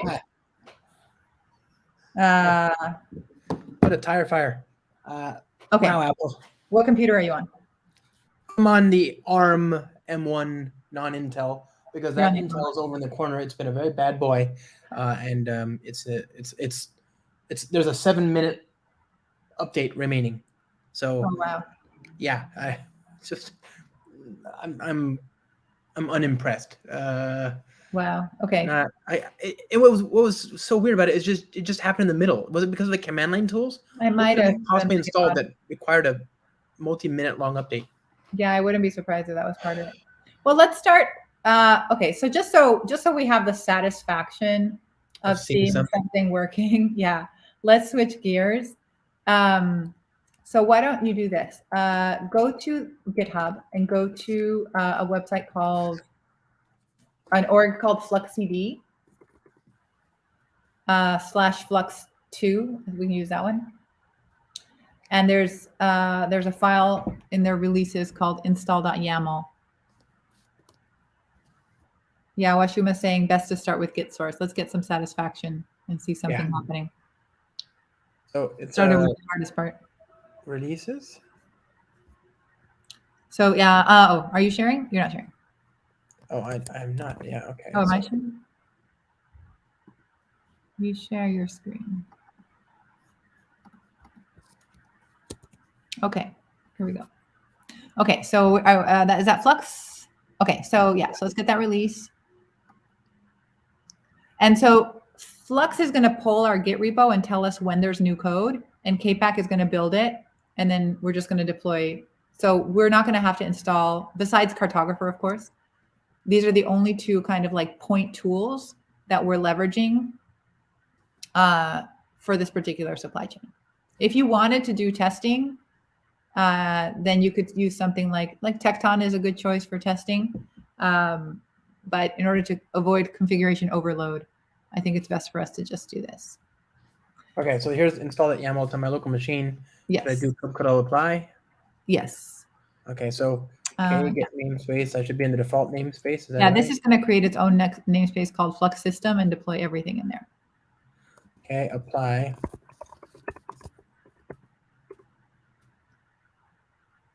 -F in front of the file name. Right. Okay, so now we've got Flux installed and we have KPAC installed. Now let's go ahead and install Cartographer, and that way we've taken care of all of our installations.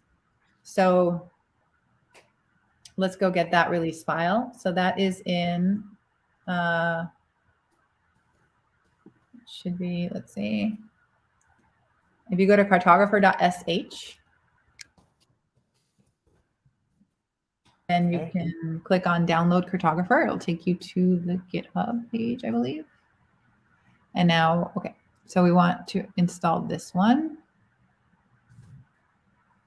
Okay, so now we've installed all the products that we're going to need into Kubernetes. Huzzah. Yes. Okay. Unable to recognize no matches for kind certificate and version cert manager IO v1. Oh, cert manager might be a prerequisite. So let me then read that. Oh, download Cartographer. Let's see. Yeah. Cert manager is a prerequisite. So they're actually, if you go to their documentation actually on the cartographer.sh, go to the documentation instead, and then and then install instructions will tell us. Documentation is right. It was right under your mouse actually. Oh, there you go. Oh, install. Yeah. Okay. So let's do that YAML, the cert manager. Oh, hi. Okay. Good work. And now we can redo the cartographer one.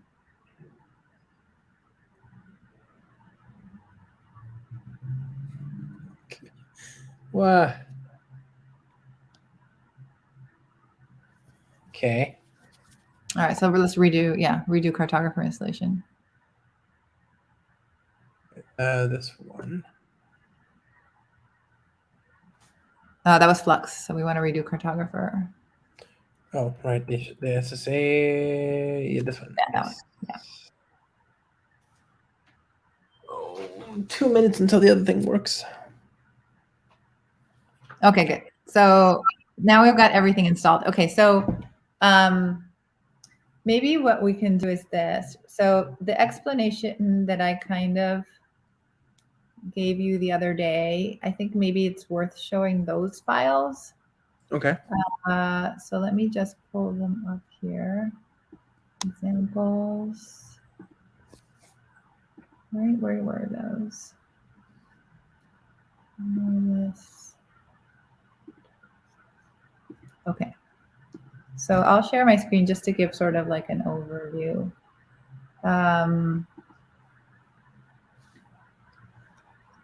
So I can do this and then this one. Okay. So you can see my screen, right?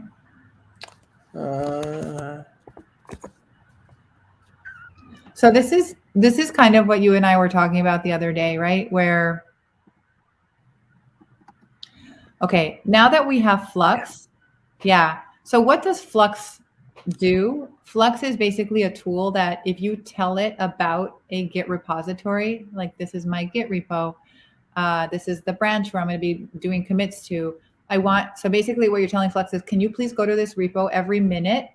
And if there's a new commit, then kind of grab that tarball, right? Mm-hmm. And so this is going to be sitting in this resource. If you were to apply this YAML to your Kubernetes cluster, this Git repository resource would be sitting there every minute checking your repo. And anytime that it would find a new commit, the status of that Git repository resource in your Kubernetes would be updated to say, hey, at this time of day, I found a Git commit. This is the Git commit, and this is the URL to the tarball that I downloaded for that Git commit. That's what this Git repository's job is. So we're going to have to create this resource, right? And then the next thing we want to do in our supply chain is to actually take that tarball and build a container image out of it. So we know that we can use KPAC for that. So here we have a KPAC resource, right, from kpac.io, and we're going to use the image resource. So this is basically telling KPAC, hey, KPAC, I want you to take some blob, some tarball, which I can't tell you what it is yet, because every time a developer does a Git commit, it's going to be different. So that's going to be a dynamic value that I have to inject here. But whenever I have one of these for you, I want you to take that builder, right? The builder that we created earlier when we were configuring KPAC that can build Java applications.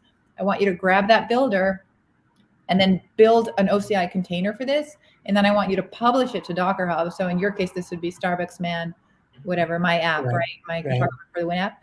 So that's what we tell. So then this is configured in such a way that anytime that you would supply this resource with a value here, it would go and do a new build. So we already see that even between the Git repository and the image, we're going to need some other actor in here, right? To check the status of the Git repository and say, oh, there's a new blob URL. Let me give it to this KPAC image, right? That to shuttle it back and forth. Exactly. Yeah. To monitor the Git repository and provide the output of the Git repository as input to the image. That's what's missing here, right? And then once that happens, so once that happens, this KPAC image resource kicks into action and it's building an image. And when it's done, after it finishes publishing the image up to Docker Hub, then it's going to update its own status, right? This resource also has a status section in Kubernetes, and its own status is going to say, okay, well, here's the image that I just published. This is the full tag with the SHA. This is exactly what I just spit out. And so again, we're going to need, our next step is going to be to deploy that to Kubernetes. So we're going to write some deployment YAML. But again, this value of this image, we don't know it yet. We don't know what the SHA of that image is that KPAC is going to publish. So again, we see that somebody's got to be monitoring KPAC image for this value. And then when that's available, somebody has to reapply this YAML to Kubernetes with that new value so that Kubernetes can say, oh, I have a new deployment. Let me go apply this YAML to Kubernetes, which will effectively create the deployment, right? And then we also want, of course, we want somebody to also create the service that goes with our deployment. So these are all the individual activities that we need to happen, which does mean that, of course, we need to install KPAC to do this. We need to install Flux to do this. But if we were just to apply this YAML as is, that's not going to get us very far, right? Because these things don't know about each other. Exactly. They don't know about each other. Yeah. So, okay. So there's two problems here. They don't know about each other. There's no like orchestra or choreographer, right? There's no choreographer to say you first, you second, you give me this output, I'll give it to you. Also, this is going to work really great for my CyberCloud Go sample app, but we want to build the app that you just built, right? And also maybe tomorrow somebody else builds another app and we want to share our supply chain. So this has to really be a variable. So those two things we have to change. So as far as like making it variables, so there is a way to make these parameterized. So then here you would say, okay, I want this to be, so I'm going to inject the URL of my Git repo. I'm going to inject the name of my branch. And I'm also going to dynamically, I want to give it a name. The name should go with whatever this app is, right? So, so we're going to provide sort of a top level object here, a top level resource called workload that's going to contain the values. And these are the values that as a developer, this is what you know, right? You know your URL, you know your branch basically, right? So as a developer, you can already see a developer is the one that's going to provide the workload with all of the specific information that represents your application. There's some other top level objects here, right? So like maybe the image repository is something that you want to share amongst everybody. So maybe you don't want to get that from the developer workload. So there's other ways to inject. So you can have some like common parameters. So that's one way to do that. And then you get to this. So this top level resource says source. So this is going to refer to something a little bit more dynamic that is within the purview of sort of the supply chain itself, because it's going to say that this Git repository, we're going to call that the source. Right. So, so we're expecting that the status of this source, whenever this one finds a new repo, its status is, so then we can just say, hey, get the URL. Oh, so if you have, so in theory, you can have different Git repository or different things that provide different things that export a source or produce a source, right? And whatever that thing is in your particular supply chain, you can refer to it by the canonical variable called source. Yeah, I'll show you exactly where this source comes from, but yeah. And so, yeah, you're right. And similarly for this one, we're going to use this, we're going to refer to this resource, as the place where we get the image, right? It's not the source code. It's the source, the provider of images. And so we have the ability in this case, we don't need to specify because it's only one value, right? Here you have a URL and actually the revision, but here it's only one value. So you could just say, and I'll show you exactly where these are coming from. But like, yeah, this is where Cartographer can basically say, hey, what was before this? Let me get the output of that thing and stick it in here. So do you have well-known, like, so source and then image and then like, are there well-known variables and well-known sequences? Yes. So I'll show you that. Yes. So, okay. So that's the parameterization. And so to answer your question, that's, so obviously saying source here and image here, I mean, basically like something's missing, right? Like what's linking all of that? So that is that third piece. Or actually there's 4 pieces, but each of these resources itself, each of these resources itself is still like, Cartographer doesn't know about this. We haven't told Cartographer, hey, there's this Git repository resource that we want you to monitor. Because there could be like other Git repository resources, there's other or other things people have put in the cluster that we don't want Cartographer to be, looking at the status of those things. Right. So we need a way to tell Cartographer, hey, first of all, I want you to not only create this resource for me, but then continually monitor its status.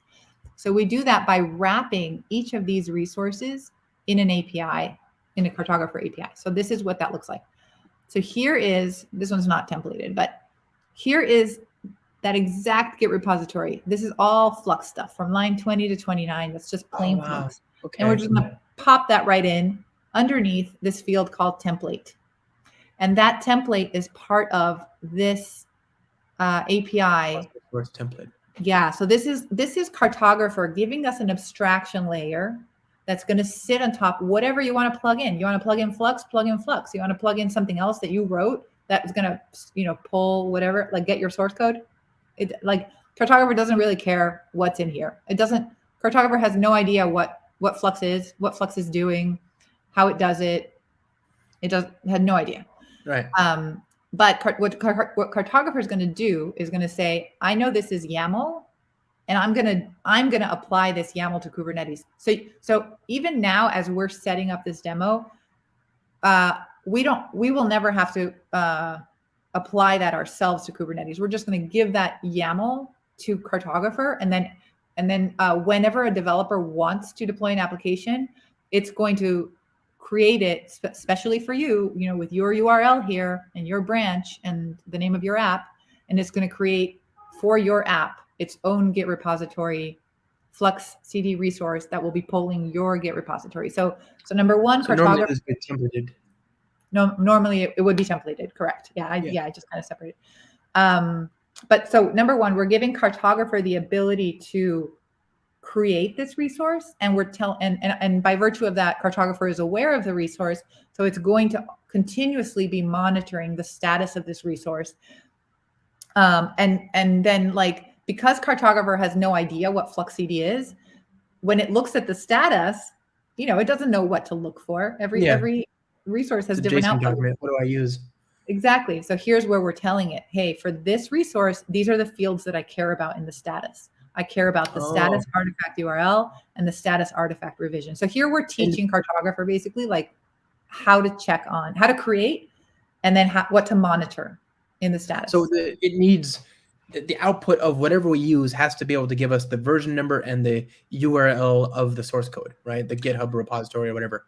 Is that the well, idea? In this case, yeah, because we're talking. So notice the kind of wrapper we have here. This is called a cluster source template, and this word is key. There's several cluster templates, but if we're talking about a source cluster template, this one has 2 outputs, a URL and a revision. And so we would choose source for the case of Git repository because it makes sense, it's appropriate. Right. And yeah, exactly. So then we're saying these 2 things make sense for these 2 paths.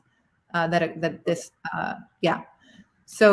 then this URL actually, that's the URL that we're going to want to give here. That's why this is URL. One is the input to another. Mm-hmm. And this is source because it's type source, right? Cluster source template. is Right. giving us a source output, and we want specifically the URL field, not the revision. And So we it would know be an that error to have 2 cluster source template objects in your config, for I mean, example. it depends. If you have, you could have a cluster source template that is maybe pulling something different, right? Maybe you have, two things. Like there's nothing in Cartographer that's going to limit you from doing that. If you did have 2 sources, here you would have to say, you would have to name your sources. You would have to say sources.source1.url or sources.source2.url. And what do you name it? Just the name? I'll show you how to name it. Yeah, in a second. Yeah. So this is kind of like when Spring, Yeah. right? If you have 2 databases, you'll have to tell it which is which. As long as there's only one of any type, then it kind of knows what to do. That's kind of like that. That's what this is. So, okay. So now we know about putting this inside of a template, and we know about, wrapping that with a Cartographer specific API. We know about how to make this generic with templates. So the last question is, even this way, these aren't like sequenced activities, right? Like how does Cartographer know that it's supposed to take, like even they're not linked, right? Like we haven't said that this source refers to this specific Git repository resource, right? It could refer to something else. So we have to link them together somehow. And so that is what the supply chain is for. So this would be the supply chain for Cartographer. So you have to define a series of resources, and this is exactly what we're doing, right? We want to do from a Git repository to the KPAC image, and then the deployment in a service. So we're just going to list them out. So here's our cluster source. We're creating the first one. So here's where we give it a name. We give our resource a name, and then we say we want to use that thing that I just declared, right? The Git repository wrapped in the cluster source template. Mm-hmm. That resource had a name. This is the name of that. Right. So this is going to be the very first activity. So anytime a developer wants to use this supply chain, all they have to do is mention this value as the label, and we'll get to like exactly what the developer is submitting. But if a developer wants to use the supply chain, they need to specify this value, and then this supply chain will take the developer's information and run and basically create all these resources we just talked about. So, sorry, that was not a great explanation. But so the first resource is that Flux CD thing, right? And then the second one is our KPAC thing, which is a cluster image template, and this is the name we had given it. And now we can see that number one, we've already ordered these. So Cartographer is now knows that Flux is first and KPAC is second. Okay. And in terms of like when it's going to apply the YAML.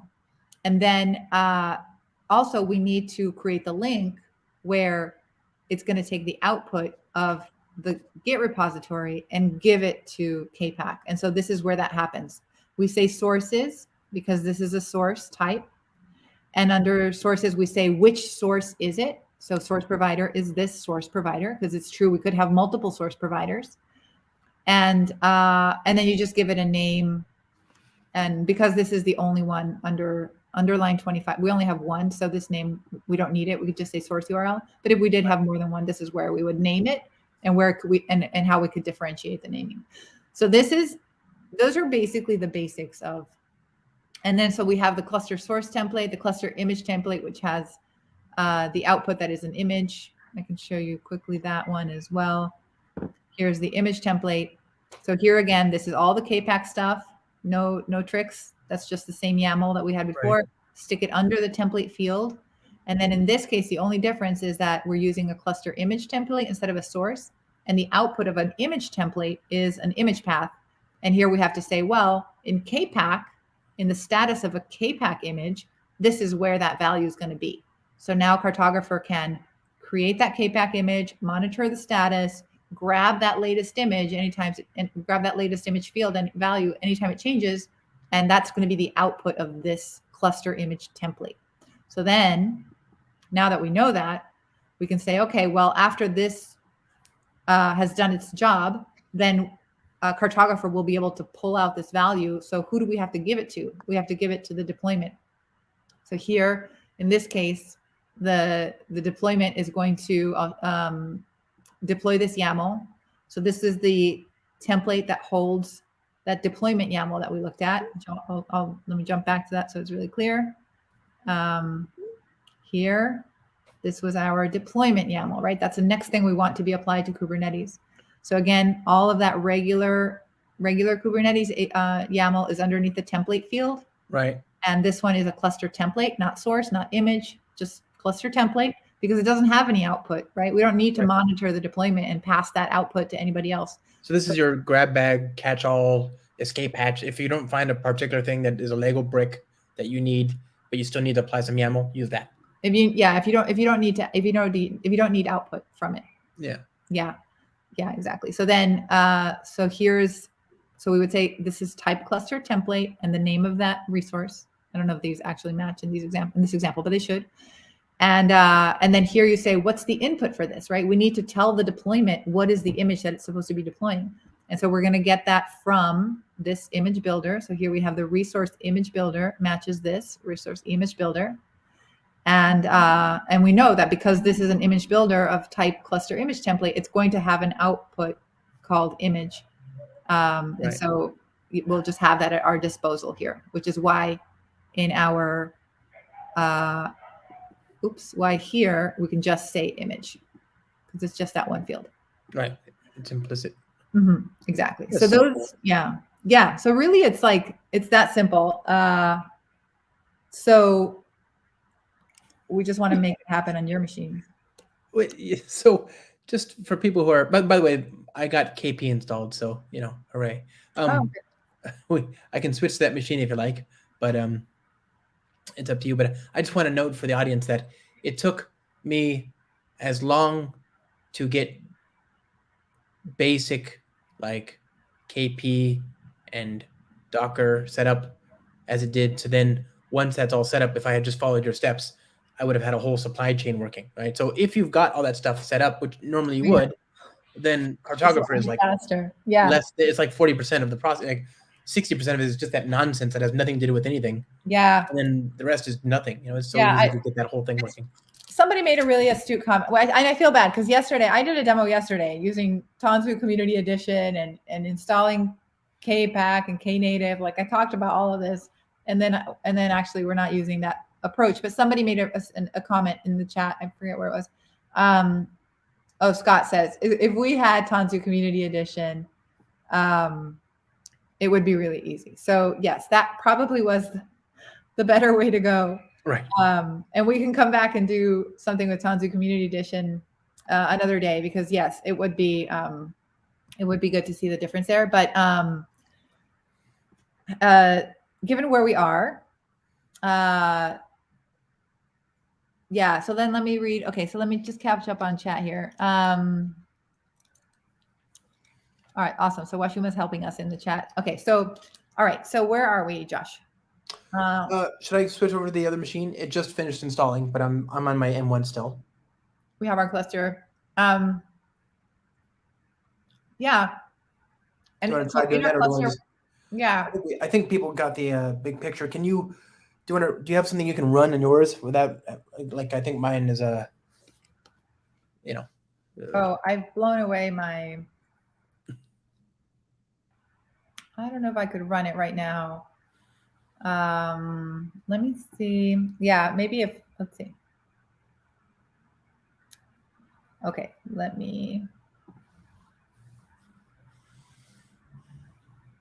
so my only challenge here is that I can't see the chat at the same time as I share my screen. Is that okay for you all? Yeah. I have to get a second monitor. Oops. Okay, so since I have all the Cartographer team here to help me as well, let's see. What do I have here? I do have a repo. So I guess, so the Cartographer repo, I haven't actually used the samples. Do they still have the sort of the hack setup here? Will this run everything that I need? Fingers crossed. All right. Awesome. Okay. Hack setup. Is that all I need to do? Wait, maybe not. Let's see. Maybe we should read the README. Oh, it needs argument. read the documentation. Okay. Is this the README? Okay, so let's figure this out. So we have, it will install Cartographer and it will start everything. So installation.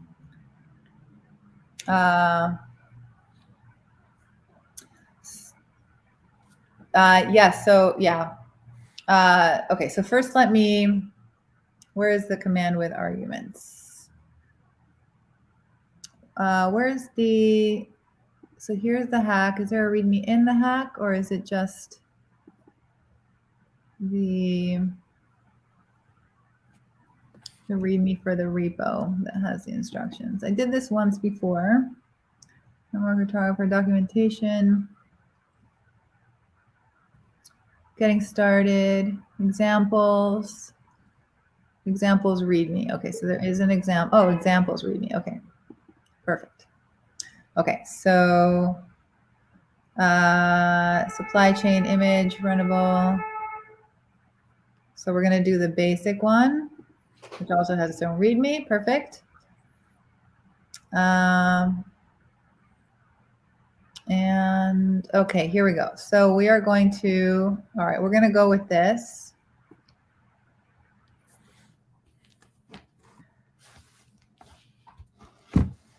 Oh, gotcha. Okay. Stay out of the hack. Okay.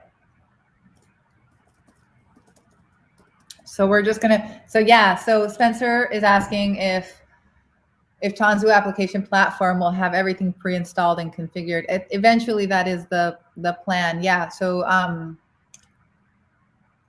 the open source way that will eventually have this sort of more at your fingertips is Tanzu Community Edition. Tanzu Community Edition is a framework to provision clusters. So we're not using it here. Here we're just using Kind directly, but we can show that sometime. You would say Tanzu create cluster instead, and cluster. And the difference between a Kind cluster and a Tanzu cluster is going to be that the Tanzu cluster is going to have certain packages available, or the ability to import repositories of packages, and then you can more easily install things like KPAC. Eventually, Cartographer will be part of that. It's not today. KPAC was just made part of that today. Alternatively, right, if you're using something like Kind, we'll just use kubectl apply to install these things.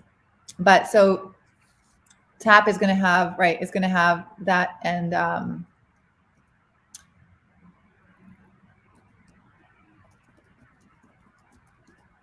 it'll, yeah. So basically, the TCE family is growing to include more and more things that give you a Kubernetes platform that has more of the stuff you need on it.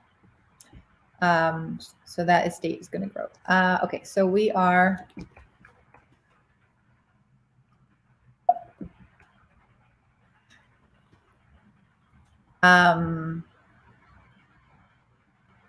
So we have the Carvel tools. I have those things. So Carvel tools are also really cool. Carvel.dev is the place to go check that stuff out.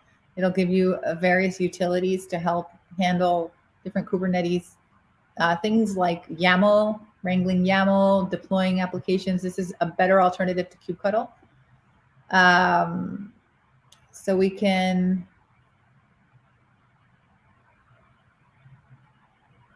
Okay, so I do have to go to install Cartographer. I think I actually have the release.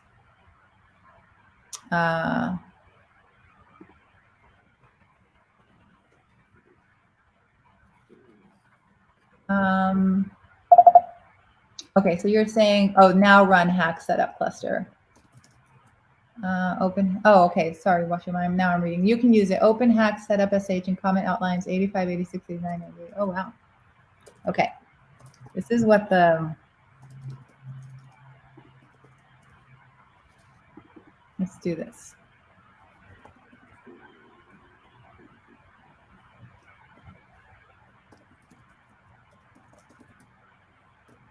Also, you know what, Josh? Let me do this.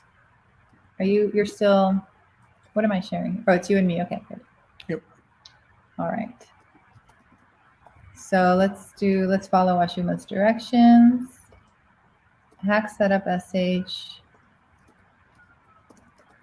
85, 86. Okay, because we don't want to run tests. 85 and 86, 89 and 98.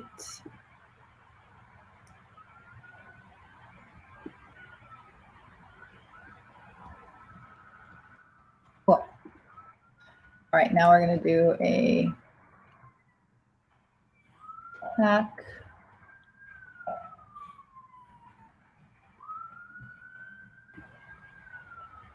No,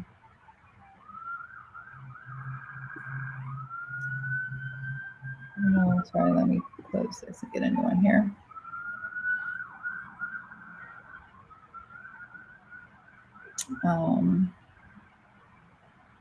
Sorry, I can't see the bottom of my screen because StreamYard is hiding it. Yeah, that was getting me earlier too. Okay. Okay, so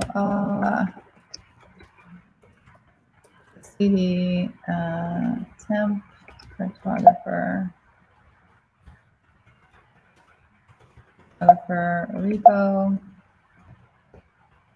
hack setup. Then run hack setup. Okay. Is that? I want to do setup example. Oh, I see. Okay, hack setup cluster cartographer example dependencies example. Does that look right to you, Ashima?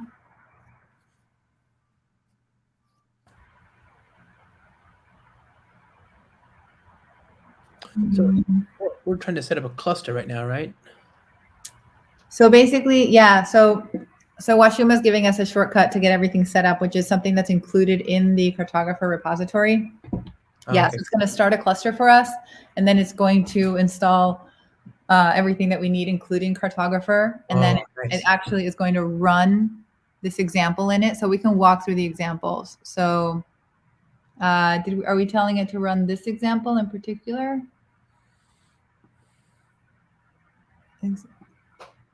Is this which part of that command is going to tell it?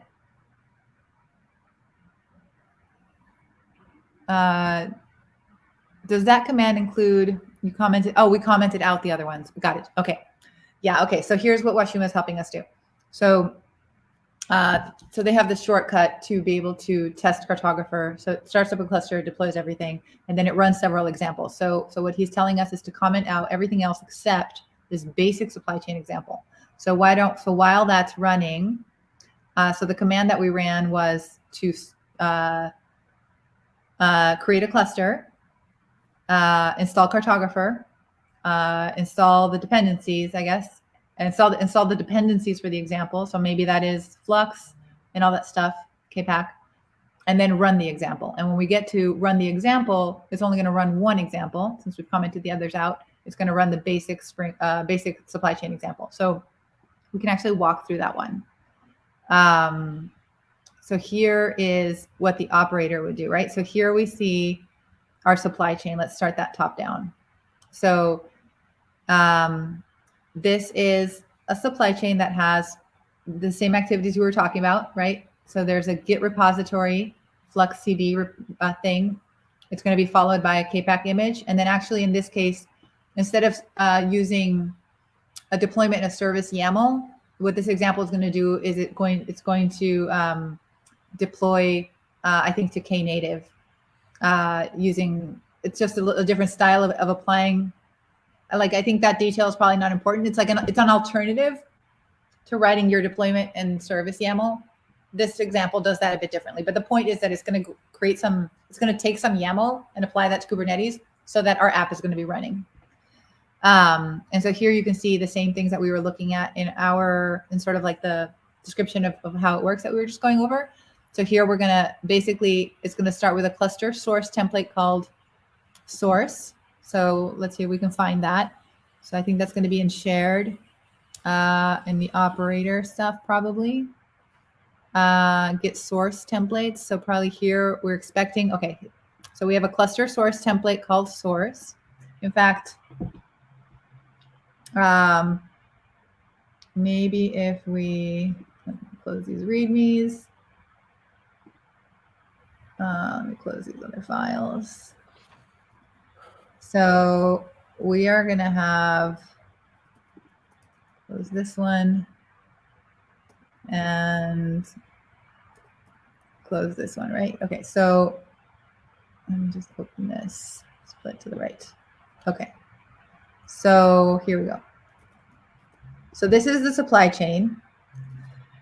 And so we can see that this supply chain is going to be looking for a resource of type cluster source template called source, right?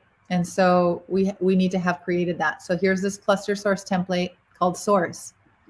And that's exactly what we've been talking about, right? It's going to use Flux.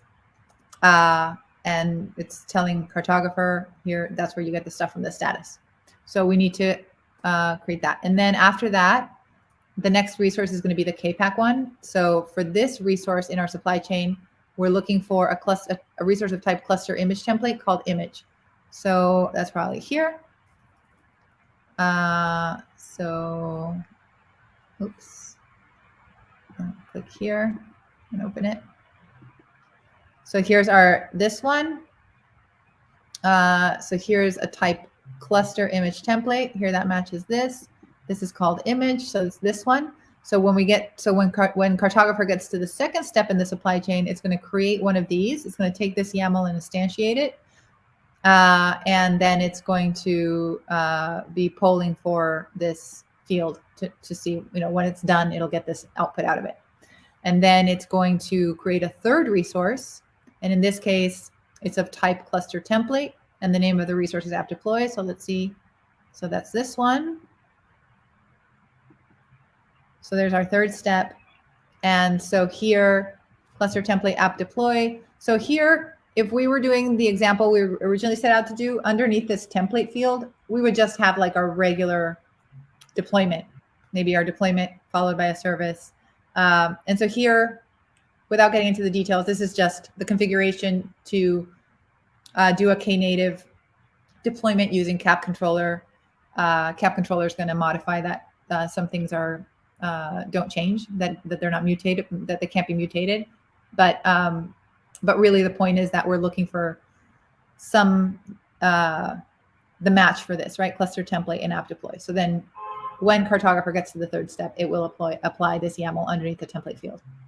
So having said that, there's still a missing piece that we haven't talked about. What's that? As a developer, what do you do as a developer, right? And that's kind of like what Josh got you kind of excited about Cartographer, I think. Right. So the developer story here is, and we can see it sprinkled throughout, like, right? Who knows about the workload? And that's the developer. So for this particular example, this is what the developer needs to supply. So I think this was the part that, so here, what are your thoughts on that, Josh? That is so nice. It's just concise and small and, it's still YAML, so there's that. But I'll take it. If it's the best kind of YAML is the minimum amount of YAML, Yeah. And this is relatable, right? Yeah. This is all stuff. Oh, whoa, hey. Oh, that's probably fine. Yeah. Yeah. And so there is space. So this is kind of like the minimum, right? That plus, of course, the name of your workload, whatever you want that to be. plus here, this is key, right? This matches this, right? The supply chain has a selector, and your workload as a developer has a label. So when you do a kubectl apply on your workload, that supply chain will find you. It will find you. In a good way, not like In a good way. not like a Yeah. Liam Neeson and Taken. Well, you're raising your hand, right? Your workload is saying, hey, I'm web. Yeah. I'm web. Do you have something that handles web applications? And supply chain Cartographer says, yes, I have this thing that will pull your repo. Tell me where your repo is. I will pull it. I will build an image. I will deploy you. Yeah. Yeah. We should have like a Phil Webb workload type. A Phil Webb. That'd be so amazing. So that's like, so hopefully the sample runs. I don't know if I think even though it's not running on your machine. Oh, I got the idea. I'm like, yeah, I can taste it. Like, yeah, we're almost there with having it running on some machine. But is it clear? Like at this point we followed all the dots, right? We've connected all the dots. Yeah, we went from big idea, we described the problem, we introduced the solution, which, to be fair, is a bit hairy, but once you see the payoff, once you see what it gets you, what it buys you, is the ability to just say, because you can treat your whole supply chain like a function. Here's the parameters, invoke it, and all of this stuff happens, you know? I love that. I love it. There's a few things in my world that kind of work like that. And they just, I like, okay, so I love workflow, you know, business process management, because again, it's a logical name. It has some parameters, and it encompasses a number of different steps, right? There's Spring Batch, which has steps as well. It literally has a concept of steps, and it's just a job. It takes parameters, and you can launch the job, and it does all this different stuff. There's this. There's also Amazon Simple Web Services, Simple Workflow, right? Which is like a workflow process that happens in the cloud, and like I just love things where you have a little logical name, and it unfurls it. You know, this whole tapestry of things happens as a result. Just so satisfying. It's a Marie Kondo, that business process. Yeah, maybe we can add this to the list. This is this is. I haven't seen another product out there that does this, right? Like that's a challenge with Kubernetes, that like it's okay here we go. But it's all these different pieces, and it's hard to put them together. It's hard. You like normally you're responsible, right, for integrating them, for making one talk to another, and so this is really okay. So we have, I think, everything done. So let me read it. The README again. Basic. Let's go to here. Or let me now get rid of this double screen.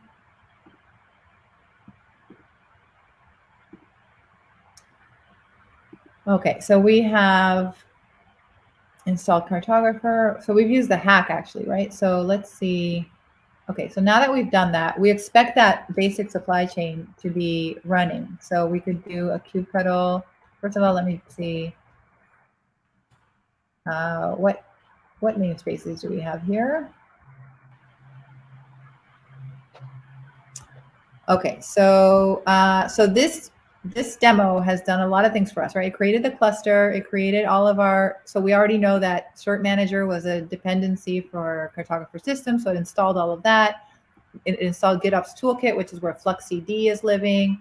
It installed KPAC for us, and because it's not doing a simple deployment service YAML, it also installed Knative and Cap controllers in there, and some other stuff. And also, yeah, if we wanted to, this demo will support testing, so it also has Techno pipelines. So now let's see, get cluster. But let's do get workloads first. That's what she was suggesting. Get workloads. Okay, so this is the workload that the developer would have submitted, and you can see that what it's pointing to. We can also say missing value at path. Okay. So this is the workload. So from the sample, the developer is saying, this is my repo. I want you to get the main branch. there should be a service account name that exists that was deployed by the sample. And I want you to use the supply chain called web. That's basically what the developer is saying. But, okay, so it's waiting to read. Okay, so the status, so I'm a developer, right? And basically I've created this workload right here. And so I'm expecting supply chain to deploy this app to Kubernetes. So as I'm checking the status, I can see it's not done yet. It's waiting for something. And what it's waiting for is the latest image, right? So Cartographer is basically saying, I have to take your workload and run it through this chain of events. And I'm waiting for one of these. One of these is supposed to give me an output, and I'm waiting for it. So it's waiting for latest image. So that's a hint to us that it's actually waiting for KPAC. Right here it says it's waiting for the latest image to be ready in KPAC. So that just means that the build is happening, right? We all know like Java builds take a little while. So yeah. They do. They take a little while. There's a lot of, there's a lot of good stuff in Spring, but it takes a while to get it out of there. So, so now, basically here, you got to know a little bit about KPAC to be able to say like, okay, well, I know KPAC's doing something. So let's say if we do let's say KP build list, for example. Oops. Okay, I can see here, and you can also do a kubectl get builds. That also works. Either way, you can use the KP CLI for KPAC, or you can just use Kubernetes directly. But basically, I know that there is a build, and it's still building, right? So we're waiting. Can you look for logs? Well, yes, we can. Yes, KP build logs. Oops, let me do a image list. And let me do a KP build log. So here, the KP CLI really does make life a little bit easier. Yeah, I'm glad I got it installed. Yeah, it's okay. So here's the log from our build. Actually, it's done. So now if we check the workload again, the workload should be, oh, not that one, sorry. Oh yeah, yeah, that's fine. Okay, so now it's ready. Everything's ready, it's complete. So now if we check, so what did we expect? We expected, of course, our workload. So we needed, let me actually walk you through, right? So this is what Cartographer is monitoring. It's doing a describe on, oops, sorry, the D on my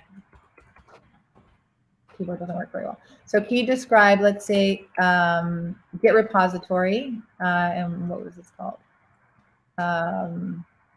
Is it called source? Oops. As you can see. Ooh, kubectl tree. That's a good tip. So here is, okay, so Cartographer basically created a Git repository for us, right? And that Git repository, and then Cartographer is constantly monitoring the status of that. So when Cartographer saw that this was ready, that it was successful, right? True, ready. It said, okay, let me get the URL. So it got this URL out of it, which is the source code. And then it went, and then it went to do the image repository.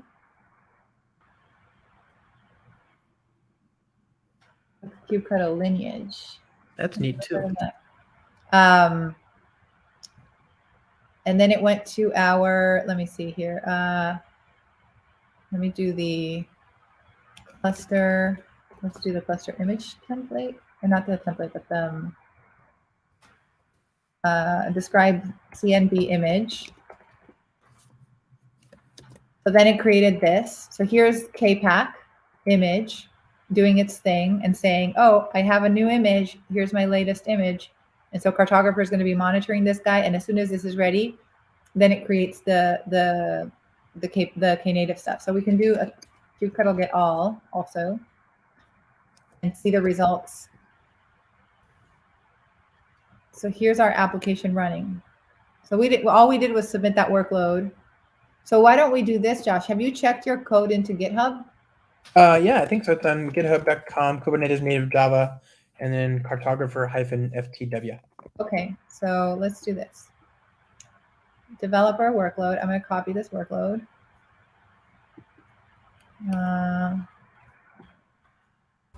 Examples, basic SC, developer, workload, to workload, Josh. We said we would deploy one of your apps, so let's make good on that at least. Yeah, I'm down. We can, even if it happened in a roundabout way. All right, so here we have your stuff, and we are going to say that this is called, what did you call it? Cartographer for the win. Yeah. And our service account name is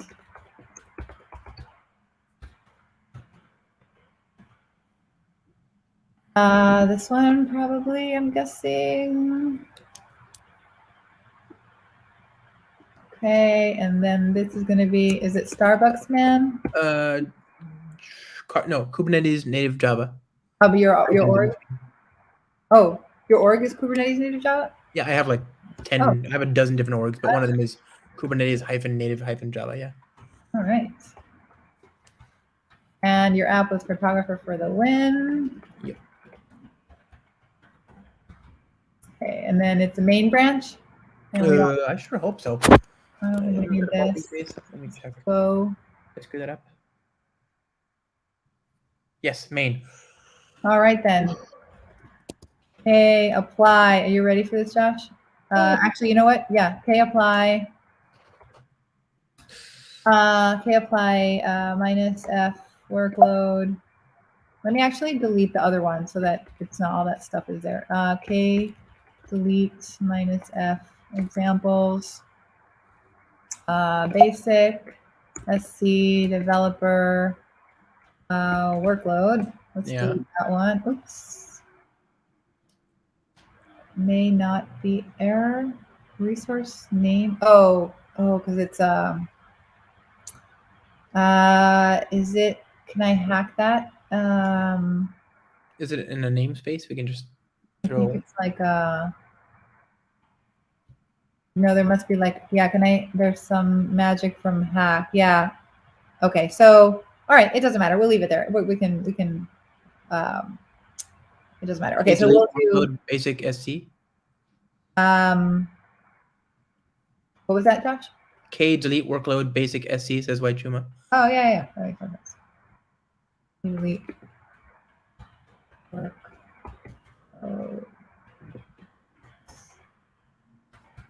Oh my god, my keyboard is, and my computer is kind of slow, so okay. So the two are, my hands and my keyboard are out of sync a little bit. Okay, so now we can do a K apply -f for Josh's workload. And let's trace that. So, K describe what is going on with our workload. I'm a developer. I submitted a workload. What is happening? Okay, again, the build of the image is the slowest part, right? So this means that it already got the commit, and which we can confirm if we looked at, I think if we just do actually a K get repository, that's probably enough. Yeah, okay, so the get repository resource already, of course, immediately checked for a commit, and it's like, well, I have never handled this first commit, so let's do that. And then we do a K get image, or I think img will work. K get CND image, maybe. This one is not ready yet, right? That's why Cartographer's telling us I'm waiting on this guy to give me the latest image. So that's still happening. So we'll just wait. Right now we do a K get all. There should be pretty much nothing there.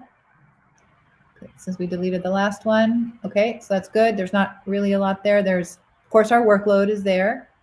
And this is just default in the default namespace. And right now there's a pod there because KPAC is building. This is a build pod. KPAC is building it. Oh, there's an error. No. Okay, so this error is a build error though. I wonder if it doesn't have a Java build pack in it. So KP build logs, and it's called Cartographer. KP build logs. This is the name of our image, right? Oh, you know what?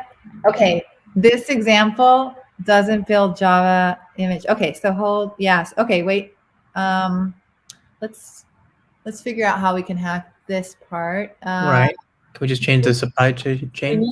Well, what we need, so the supply chain is fine, right? What the problem is that KPAC. Oh, the builder. The builder, yeah. So okay. So let's find the builder. Let's use your builder. Cartographer repo examples shared. App operator.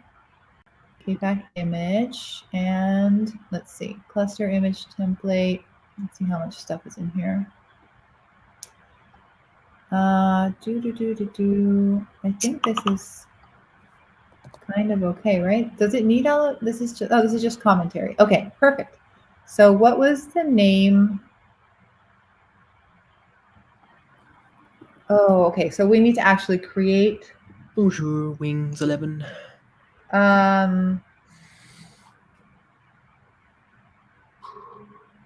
Wait, the builder the image is using this builder. Oh, so we would have to, okay, so we would have to create, okay, so that's actually in the KPAC configuration. So let's see. It's not. KPAC, okay. So here's KPAC, cluster store, cluster stack. So we need a new one of these. Yeah. All righty. You have to create a new one, or you can't just update the existing one? Yeah, we want to, yes, we want to edit that one. Yes, correct. Yes. So I'm going to say VI new builder. Normal.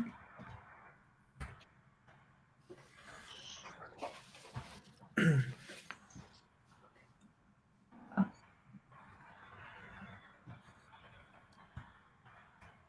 that right? Wait, what? I feel like I'm missing something in my head though. I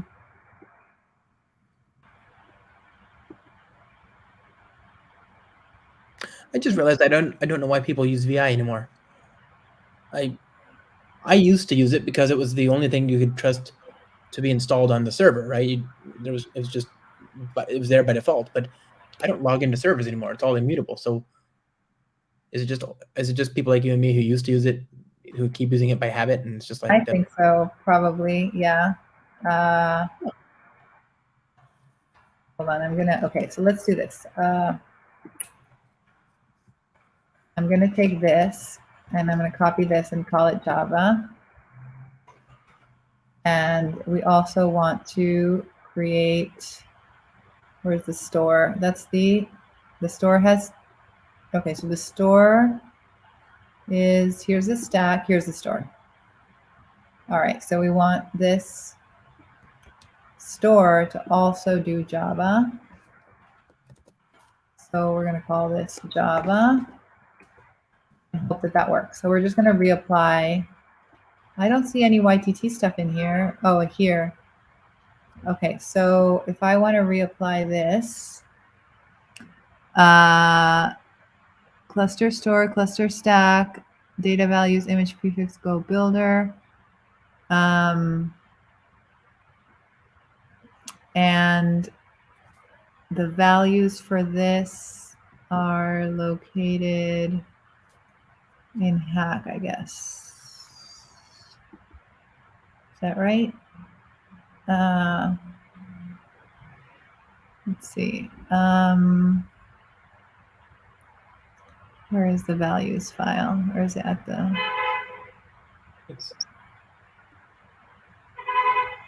All right, let me say that this is. Okay, all we need is.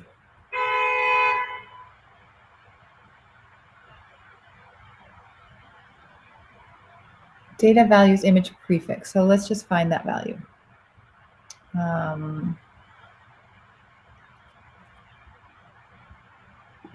I just need to see find where that file is.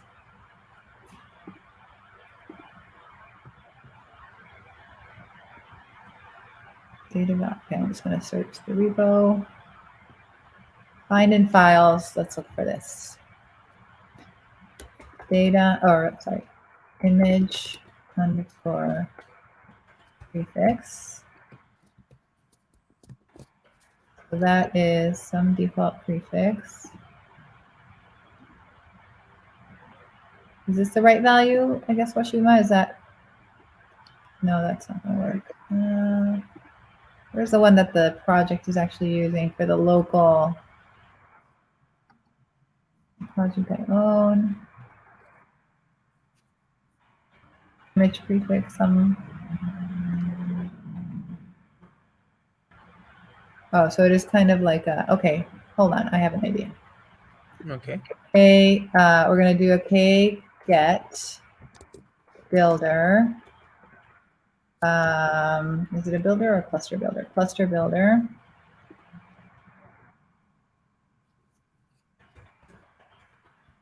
Cluster builder, and this is called go builder minus o YAML, and the value of that field is this.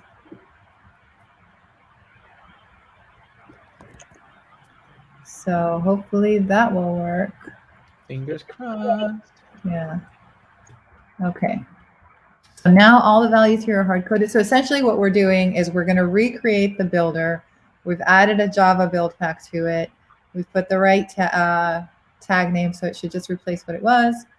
And yes, last step is to cross all of your fingers. So okay, apply -f. And just, I didn't make a copy of that file, right? Did I put it here? No, this is garbage. Garbage, garbage, garbage.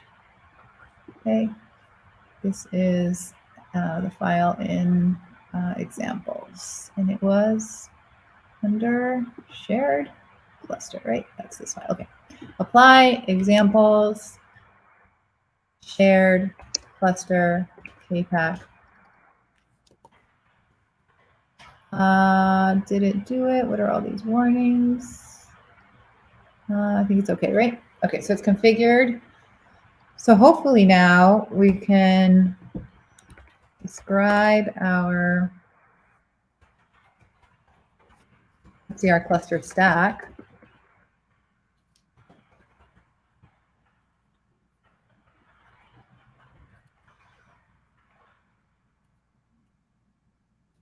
Here. Oh.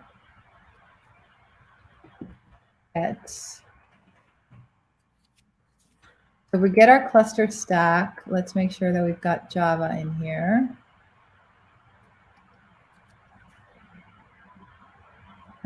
Do you see Java? Name stack, run image. Oh, this is stack. I'm sorry. I should be looking at store.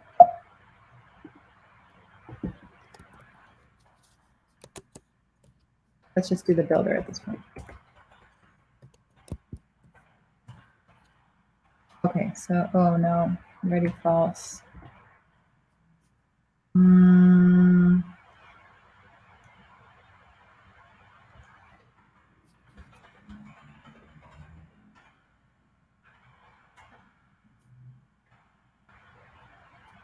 Oh, it's going to be something about the version of the, so it needs an older version of the Java build pack. Okay. Are we still in this? I can try to get this to work if we're all, as long as, I guess if there's somebody in chat, then I'm going to keep going. Is that okay with you, Josh? Yeah, I'm happy. Okay, so I think the problem is this. So this is purely KPAC. This has nothing to do with Cartographer. Cartographer is all good here. Okay. But the version, for some reason, there's a version mismatch here. I'm not sure why. Okay, the latest. I do have a hard out in 17 minutes, though. Okay, all right, let's see if we can do it. Okay, we've got 17 minutes to get this to work. So yeah, so this is strictly a KPAC problem. Validating the build pack. So it's one of the Java build packs. This is the build pack that brings in the JDK and the JVM. Okay, right. So it's saying that it's an unsupported build pack API, that the build pack API is using 0.7, but it's because the version of KPAC is not the latest version of KPAC. Okay, so basically we're using the latest Java build pack that uses a certain API within the Cloud Native Build Packs project, but the version of KPAC is older. Okay, so we just need an older Java. Okay, so let's find an older Java. So GCR, Paketo build packs, all this stuff. So let me oops, sorry about that.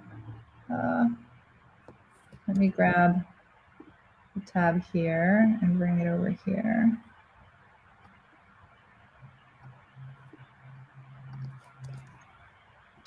So let's say, how do we do this?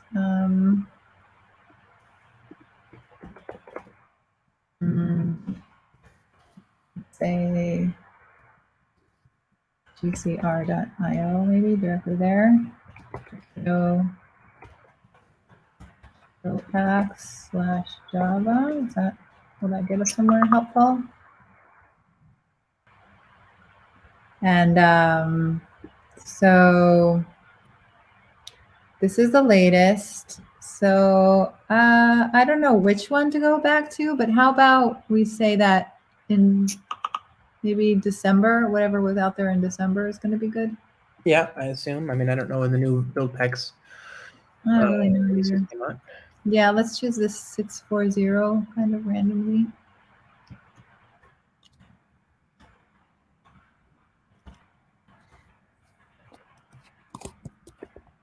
Okay. I can't see your screen, by the way. What's that? I cannot see your screen. Oh, you can't see my screen? Not yet. Really? What changed? Did I stop sharing? I had this issue earlier. You were like, I was sharing my screen. You were saying you couldn't see it. Maybe it's stop and start again or something.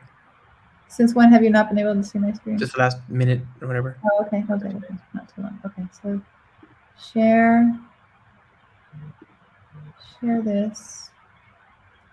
Yeah, okay, now I can. You can see it now? Okay. All right. We've got 15 minutes on the clock. So, okay, so we're guessing. Okay, so this is what I was showing. That we are basically going to take a guess. We just went, so this is what we want. We know that the Java build pack is too new for the version of KPAC. So I'm just going to take a guess here and say that if I go back as far back as something that was published here, maybe in December. Yeah. Maybe that's good enough. Yep. So I'm taking 640. I'm not sure. So I took 640. Okay. Sure. So now I'm just going to reapply that YAML.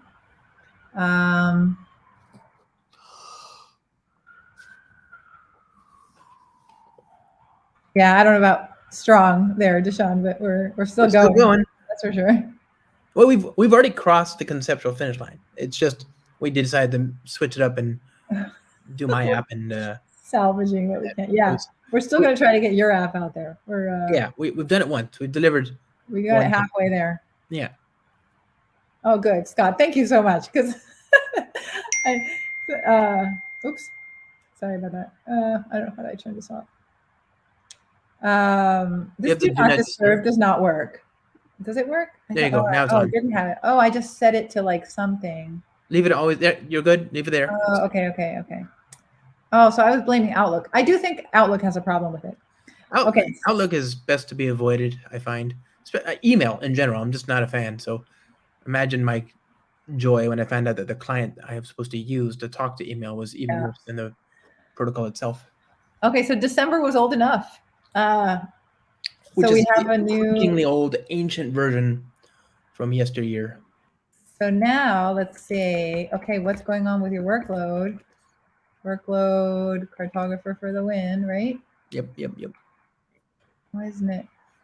Okay, there we go. Oh no, did I leave that A in there? See? Come on. And it's still, okay, now it's waiting. So let's say KP build logs, Cartographer for the win. Wait, is that still possible? Should I delete? Let's do that again. Delete. Oh, you know why? Because we did not, I think, so creating the new builder, I don't know, I guess that maybe that didn't, I don't know if that should trigger KPAC. To update itself. If it changed, yeah, I guess, I mean, we changed the build pack, so in theory, maybe it's just a little question of timing, but let's just be quicker about this. So that's KPAC. I want to find, where's the app? Okay, we're going to try this again, deploy the app. So again, K, describe the workload. So again, Cartographer for the win. Okay, now we expect this to be happening. So KP, let's look at the logs. Oops, build log. Cartographer for the win. No builds yet found. Okay, let's give it a second. Okay. Let's look at pods. Okay, so we have another problem. So let's say, let's see. So it's waiting for the latest image. So let's say describe cluster image template, right? Because now it says it says it's waiting for the latest image, but yeah, KPAC hasn't seemed to kick in. So let's describe the cluster image template. Where is here, Scott Rosenberg, that it's 1 a.m.? Let me think about that. Call it 1500 here. It's 3 o'clock. 9 hours ahead. So you're in Europe somewhere? Israel? Okay, there you go. Cool. Nice way to spend the day.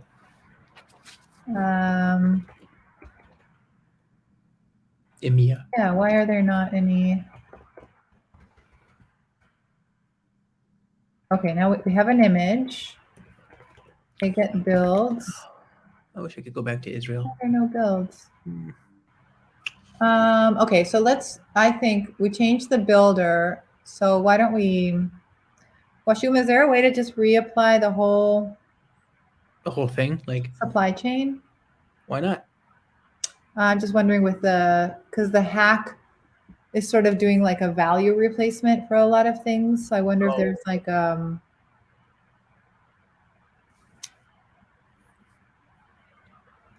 mean, the only difference we want is this. So if I went into the hack, I mean, that's here now actually, right? So if I redid the hack,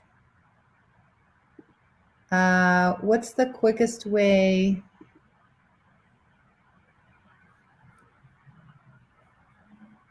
Is there a quick way in the hack to if KPAC doesn't re-reconcile with it, I would simply manually delete the KPAC image. Okay. Okay, delete image. Oh yeah. Oh, that's good to know. Delete CND image. Oops.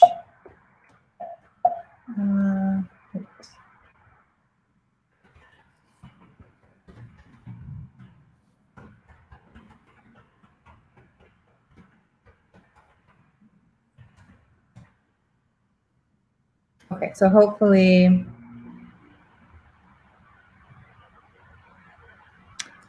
get CND images.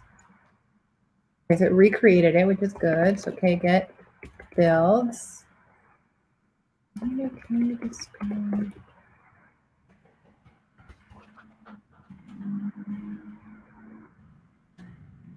Builder not ready. I thought it said it was ready. Describe. Did I read that wrong? Cluster builder. Oh, ready false. Okay, so validating build pack. Oh, this Oh, error so it's again. the same problem. Okay, so maybe that wasn't old enough. Let's try. We've got 8 minutes. I'm sure there's one in here that is old enough. Just go way back. I mean, it's not like Java didn't exist a year ago, you know. Right. Okay, let's do October. So let's do 5.21.0. The only snafu might be that I'm using Java 17, which in retrospect I could easily fix if you like. I can put it to Java 11. That way we can go back. No, I don't. Well, okay, let's try 5th. Let's try this. Sure. And then see. Okay, so now that we've got that, we want to, okay. So let's reapply the KPAC stuff.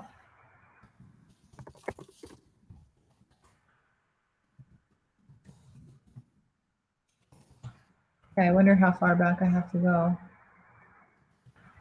So then we can check on our cluster builder. Is that new? Okay.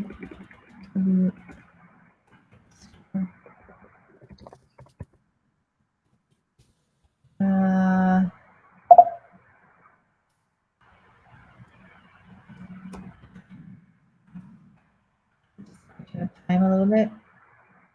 Oh, okay, now it's good, right? Now I'm not misreading this. We just ran the describe cluster builder, so it's ready, true.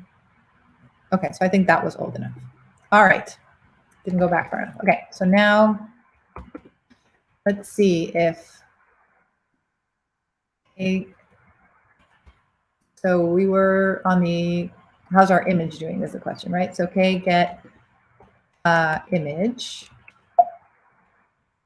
It's first type CNV image. Or okay, describe CNV image. So now, okay, this looks like it's working. There's our build at least, and let's do a KP build logs for Cartographer for the win. All right, it's building. Yay, okay, we went back. Yeah, okay. 17? So, sorry? Did it work with Java 17? It worked with Java Build Pack version 5.17.0, which is the build pack that was published back in October. And really all that means is that the incompatibility that we were facing had to do with the life cycle, the orchestrator piece within KPAC. Yeah. KPAC was just using an older version, and the version of the Java build pack we were using was expecting a newer version of the lifecycle. So you'd have to, basically to solve this problem, you would have to just update this to the latest version of KPAC. Right. Yeah. Or do what we just did. So, okay, so we're just gonna let this build for a couple minutes. Oh no, our app didn't build. Yeah, okay, that's what I thought. I just updated the code. Oh, you updated the code? Yeah. Okay, well, you just did a git commit, right? Yeah. All right, I don't have to do anything. Okay. I mean, Cartographer is going to do it, right? Because we've got Flux CD, so let's check that. That's actually perfect. Okay, so let's describe. So we're going to check the Git repository because we're counting on the Git repository to be monitoring. Let's see. Did it get it? Is this the last commit that you just published? Is this your most recent commit? E5, E3, let me check. Open in GitHub, please. 10 seconds. Does it say 10 seconds? Oh, yeah. Here, while she was pointing this out. Yeah, so 10 seconds. All right, so this is perfect because you just did a code commit. And,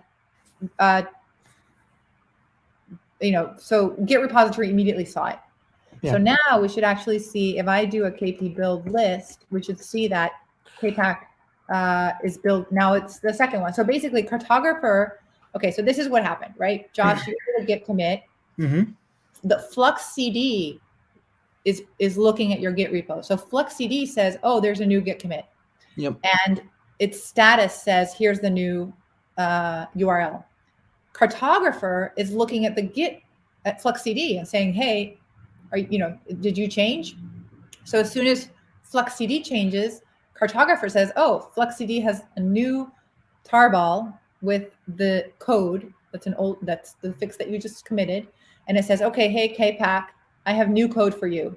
So it gives this to KPAC, and so it reapplies that KPAC YAML with a new value, with a new URL, which that's, you're just leveraging Kubernetes, right? If you apply the same YAML with a different value, then Kubernetes is going to take action. So basically, we're reapplying that image with this new URL, and then KPAC kicks in and says, okay, I'm gonna build a new image. So this is that second build number 2 that's happening.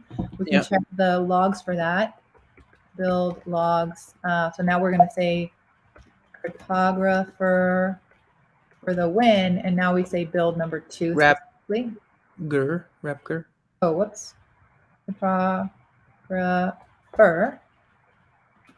And hope that this one works. Fingers crossed. Fingers crossed. All fingers crossed. Always. Down to the last 2 minutes. Who needs testing when you can cross your fingers? Test in production. Norris. Okay, yay. Okay, so this worked. So so then this should publish an image to our repo, which is the repo that this sample project is providing, which I suspect is installed right there. So it's exporting. So KPAC is still finishing. It's got to, create the image, add all the layers to it. It's going to publish it. Yeah. So this particular, the hack examples in the Cartographer repo creates a repository locally on the Docker daemon. So that's running right here. Yeah. And it's saving that. It's exporting.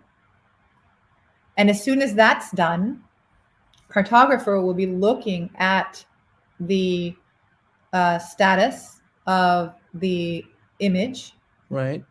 And then it will say, oh, okay, well, I'm ready now. Now this is ready for you, Knative. Here, this is the image you should deploy. So we'll watch that happen in just a second. Okay, there we go. So actually, it's probably so fast, it's hard to deploy probably. So I'll just do a kget all.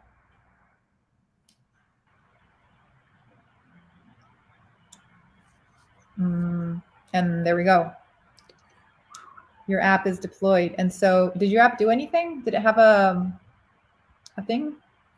Yeah, there's an HTTP endpoint, I think. Well, there is. To support our customers. So we would have to do a kubectl, I think, right? Port forward. Yeah. To, I think the deployment. Deployment's Cartographer for the win. I think so. But 0 instances are ready, but it's probably ready by now. Yeah. I can run that again just in case.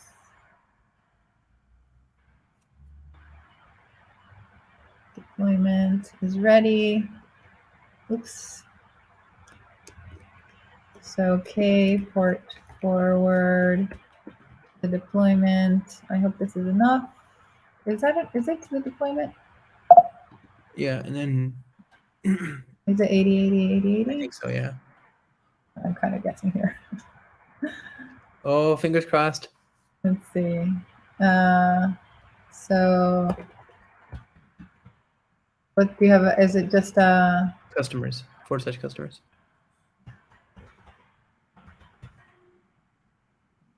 Oh my God, it worked. That's awesome. Right on the 3 o'clock. You're amazing.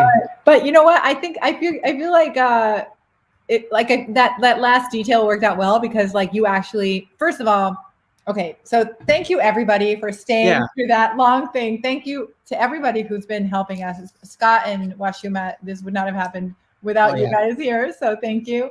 Thanks to also the Cartographer team for putting that amazing example in the repo and especially that hack that got us through a bunch of stuff. And I think we set out to deploy one of your apps, Josh. What do you think? We did it. We did it with the Plum, and we got to see some real life like hiccups and everything. Oops. I'm sorry. I tried to remove my shared screen. I got put in the doghouse. Yeah. Yeah. So yeah. And then we had that last bit with your last commit and really letting Cartographer do the work for us, right? Like the commit and it deployed the app. Yay. That was amazing. I don't mean to be abrupt, but I gotta run. My kid's gonna. All right, everybody. You're amazing, Cora. All hail, Cora. Thank you for teaching me this. Thanks for your patience. Thanks everybody who was here. Really. Riveting. Okay. All right. Bye, everybody. Thank you. Bye.